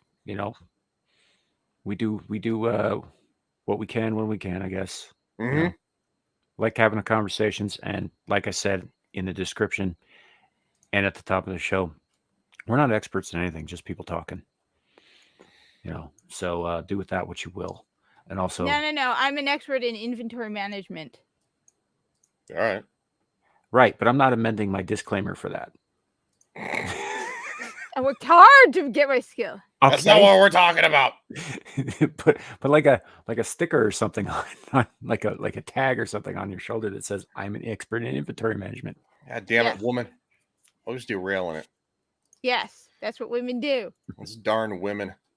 I can't get over the sad face, man. No matter what. That is. I'll be honest. That is a fantastic avatar. And he said earlier in chat, no, that's just him. Well, that is brilliant. You look awesome. Just the fact that says thank you, and then you look next to it, and it just has a.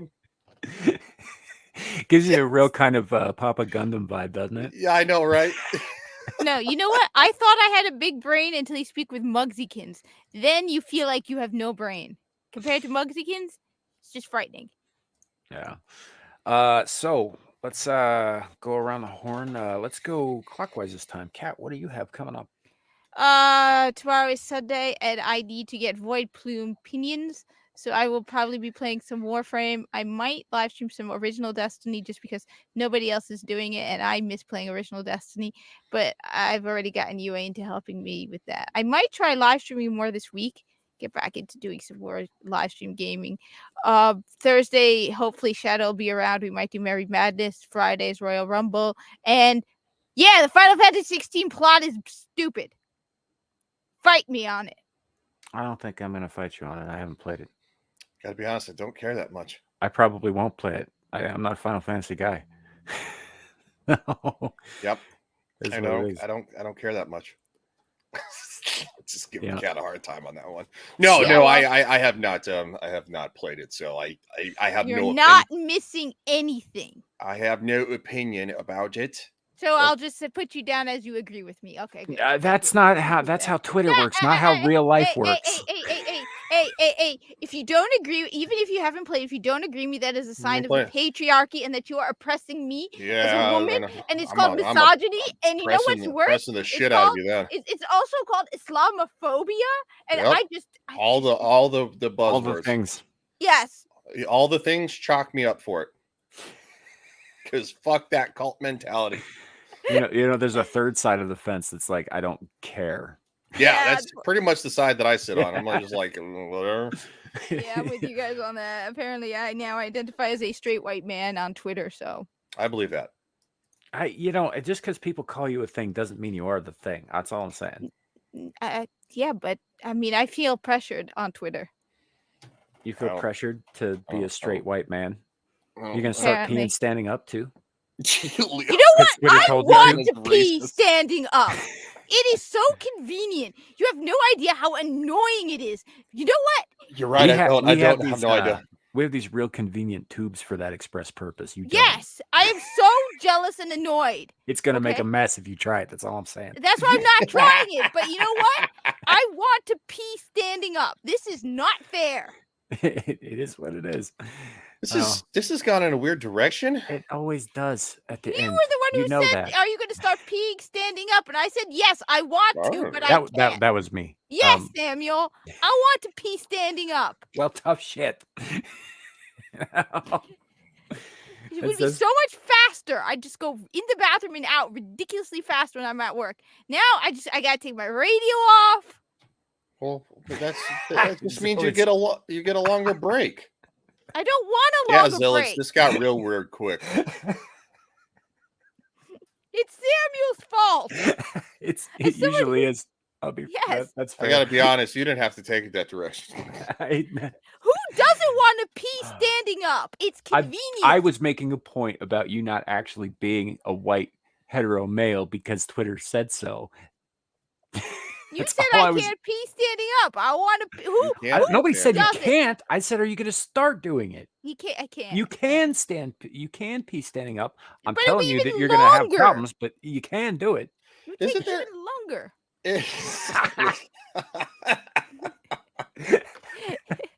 This That's what I'm saying. face. Papa Gundam I know. vibes. I know. I'm Such a thing that Gundam would say. Yeah, I know. That's why I'm laughing. Oh God, I haven't watched FNT from when he was on the last night. I need to watch that because Papa Gundam cracks me. There's fuck a up. lot of self-deletion jokes. Oh, I believe it. Yeah. Absolutely. That dude kills me. I'm not man. convinced all of them were jokes. The way he says them. I know. You know. But all right. So Ryan, what do you got coming up? In less than an hour, about 54 minutes, I'm going to be on Vets Talking. That is basically drop the G and you'll find me. That's what Adam says all the time. So if not it's in the description down below, at least on my channel. I'm sure Samuel probably copy and pasted, which is cool. So yeah, that's where I'll be. And then tomorrow, we're going to be doing Star Trek Engage. Myself, Samuel, Horny Alf, and Adam the Renaissance Nerd. We're going to be doing Picard season 3, episode number 8. And then on a Monday night, Game of Thrones with JV, Nomi, probably the Kid, Shadow, and Tyler the Redbeard, and Mr. Grant Gregory if he has time to hop in. And Lily, hopefully, yeah, Lily said she should be able to make it too. It's awesome. Sweet. As for myself, excuse me while I clear my throat visibly and audibly, and I mean maybe not visibly, you don't see me, but y'all sure heard it real good. You should stop sucking dick, and that won't be a problem. So I mean, all that jizz gets like built up in the back of the throat, and it causes problems, man. You gotta swig it down every once in a while. Yeah. Didn't I have anything better to say than that? You had nothing for that one, did you? I just figured I'd roll with it because I was like, no, I have no comeback here. I'm just gonna lean into it. Just make it gayer. It's like, yeah, it's like that one caught me off guard a little bit, so I'm just like, yeah, I'll just go with it. Whatever. Anyway, yeah, you can catch me tomorrow here and on Ryan's channel, and I believe on Horny Alf's channel as well, with the three of us and Adam the Renaissance Nerd. It's episode 8 this week, correct? Yeah, because we're leaving 9 and 10 together because they're 2-parters. Yeah. I just wanted to double check on that because I did watch last week's episode, by the way. It was good. There was a lot of awesome stuff where Ryan's shit kept shutting down on him in the middle of it, and they had to just like talk about other things. God, what the? That was it was a StreamYard thing again. Like what the hell? And it continued to have some problems Monday night. I was so mad. Yeah. So, anyway, so we'll be on tomorrow. You can find us on all 3 channels. And I believe also we'll probably be streaming to Twitter as well, just because, it doesn't get taken down off Twitter when Paramount's being pissy. If you don't catch it live, though, guys, we would prefer that you do catch it live so you don't miss anything. But if you don't catch it live, generally what happens is we get taken down by Paramount. We end up having to fight them on that, and it'll usually be back up 2 days later. Yep. So you can always catch it then, but there will be a period where it just won't be available, depending on how pissy they are. Yeah. So we'll see. Like I said, if you guys have a Twitter, or even if you don't have a Twitter, you can just still log on to Twitter. Go to Good answer. Good answer. Wait, how can you log on to Twitter if you don't have? Well, you can go to people's individual Twitter accounts. you can still see their timeline if you don't have a Twitter account. You just can't interact, so you can't like comment. So yeah, you can look up my Twitter account. It's a LG 2076 News all together, and you can find that on my Twitter account. It never gets taken down. Or you can go to my Substack, where it's Legion Talk, and that you can watch the replay there. I usually upload it by Monday. So just for the record. Yeah. So there's that. If I've got time, they usually run pretty late, which is why I'm able to jump on over on the Adam the Renaissance Nerds channel on Monday, Mellow Mondays. If I got time after work, I will definitely join with that as well. There may possibly be something on Lioness Exiled, which is the other channel that I actually work on. So it might be something to that effect this weekend. I'm not 100% sure yet. I need to get a hold of her after I get off here. And then, Abyssal Musings next Friday. If at all possible, I will swing by Royal Rumble on Ryan's channel also on Friday. And then here we are again for Screaming Into the Void every Saturday. So that's where you can find us. The only other thing I have to plug is as soon as I find the goddamn thing, because I put it away like a jackass. I mean, why choose the lesser evil? That's a good point. Vote for me, 2024. Sam for Prez. I just again, I'm offering to be your diversity hire. Come on, it's now a thing. It's a tradition. You hire the vice president to be a diversity hire. I might just make you a diversity czar rather than vice president. She's just gonna harangue you until you accept. You realize that, right? If I make I have some decent policies. You guys heard my discussion on if I ran for mayor of New Jersey, governor of New Jersey. All right, I have some. Listen, I'm not hiring you for your policies. I'm hiring you for your pretty brown face. I don't have a brown face. Again, harangue. All women do is harangue. Yeah, well, look, I figure if I make her a czar, like a diversity czar, rather than vice president, she'll actually have some power. That's true. Well, the problem is I'm not a very good DI person. That's what I'm saying. VPs yeah, but Samuel, useless. I would suck at that job because I would actually hire people based on merit, not on diversity. Well, you're doing it wrong. Yeah. Like that's not how you're supposed to do that at all. Yeah. But no, it's the whole thing. I figured I found out, for those of you who did not know, a couple weeks ago, Mike Pence decided to throw his ring in the RNC hat, and I mean that's going to go so well for him. And I figure I got about as it doesn't matter. It's him and like every other fucking member of the RNC is now running for goddamn president. Good luck. And I figure I've got just as much chance as Mike Pence of winning, so why not? Probably have more. Seriously, was he drunk? Was he like just sitting there going, you know what? You know what? I'm gonna do it. I'm gonna run for president. And so I was like, and sitting next to him was a reporter, and they're like, "Here we have it, folks. Mike Pence puts his name in." It's like, what? Yeah. And then he wakes up the next morning. He's like, looking at the pictures, like, seriously, what? nobody When did I do that? It was like a fart in the wind. Nobody really cared. Cat could run for governor in New Jersey. I cannot. I'm not a resident of New Jersey. Yeah, Cat can run for governor in New Jersey. Yeah, I have some pretty, really. I think one of the other things, though, I would think and I would love to do is go through the government and just start. I think there is so much bloat in our government. I would start with New Jersey's government and just go and be like, every week, like go over one section, be like, okay, why does this exist? Do we need it? Can we cut the funding? Because the ultimate goal would be to cut out a lot of the bloat. Though, ads from Heel versus Baby Face, I have to share this. This will break your brains. Queering nuclear weapons, how LGBTQ inclusion strengthens security and reshapes disarmament. We're all fucked. Apparently, that's an actual article that Az just... Az gets us into some weird stuff. Yeah, but the sad thing is, though, is that the weird stuff he gets into is true. Yeah, like fake tits on dudes. Wait, what? Leo, I agree with you totally, and especially with Phil Murphy, who talks down to us like we're a bunch of idiots. It's like, dude, I don't care if there's stupid people in New Jersey. You talk to us with respect. We put you in office. You don't talk to us like that. At one point, the guy was like, if you behave, I'll keep the parks open. Dude, no, shut up. It's disrespectful. We're the ones who pay his salary. You don't talk to us like stupid children. Yeah, good luck with that. They all do that. Every fucking one of them. Doesn't matter which side of the aisle they're on. As soon as they get in that office, all of a sudden they're not civil servants anymore. They're civil masters. Yep.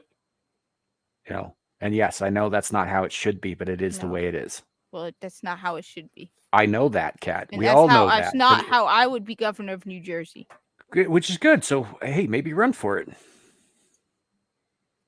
You know, but I understand that it's not the way that it should be. Everybody knows it's not the way that it should be, but it is that way. You know, never trust a politician. Yep. Period. You know, and yes, that includes me, guys. I mean, I'm an eldritch horror. I'm only looking to devour your whole world. So, like I don't know what the benefit is here for you guys. I get a good snack. That's about Honestly, it. one of the things I would like to know how to do, and I would be thinking about how to do, is to interact more with the people of New Jersey. If I were governor of New Jersey, now I'm not sure how to do it. Go out and talk to them. Yeah, that's what I want to do.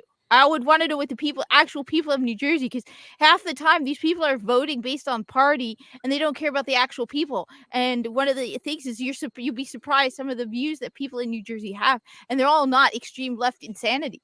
You'd be very, very surprised. They just don't realize that when they vote blue, they're voting for some leftist insane insanity they don't agree with. So I would love to be able to actually, if I ever became governor of New Jersey, to talk to the people and hear what the people of New Jersey want. Not what the Democratic Party or the Republican Party says I should do. It's what the whole point of being governor of New Jersey is. You are working for New Jersey. You're doing what's best for New Jersey. Not the Democrats, not the Republicans, the people of New Jersey. Yeah, that is the way. That'd be a good thing, but you got to run in order to win. Mm-hmm. You know, that is true. So we're winding down. Yes, yes. We're closing out. We've all shilled, right? Yes. We've all plugged their stuff. Yes, we've all shilled. And we've all Okay. plugged. I just wanted to make sure of that, because I'm still stuck on the gay nuclear weapons thing. So I don't. Yeah, we're gonna end the broadcast here, folks. Thank you all for joining us. Thank you to each of my co-hosts and panelists. Yes. One last question: If we paint the tip of the nuclear warhead like a penis, is it more inclusive? I mean, I don't even think that gives it more penetration, but we can try. That said, folks, thank you all for coming. Remember, it could always be worse. It could be raining flaming cobras. No, it could be worse. They could be painting nuclear weapons to look like penises. No, I still think the flaming cobras thing would suck more. No, but that the said, penis nukes have a are good night, worse. folks. Flaming.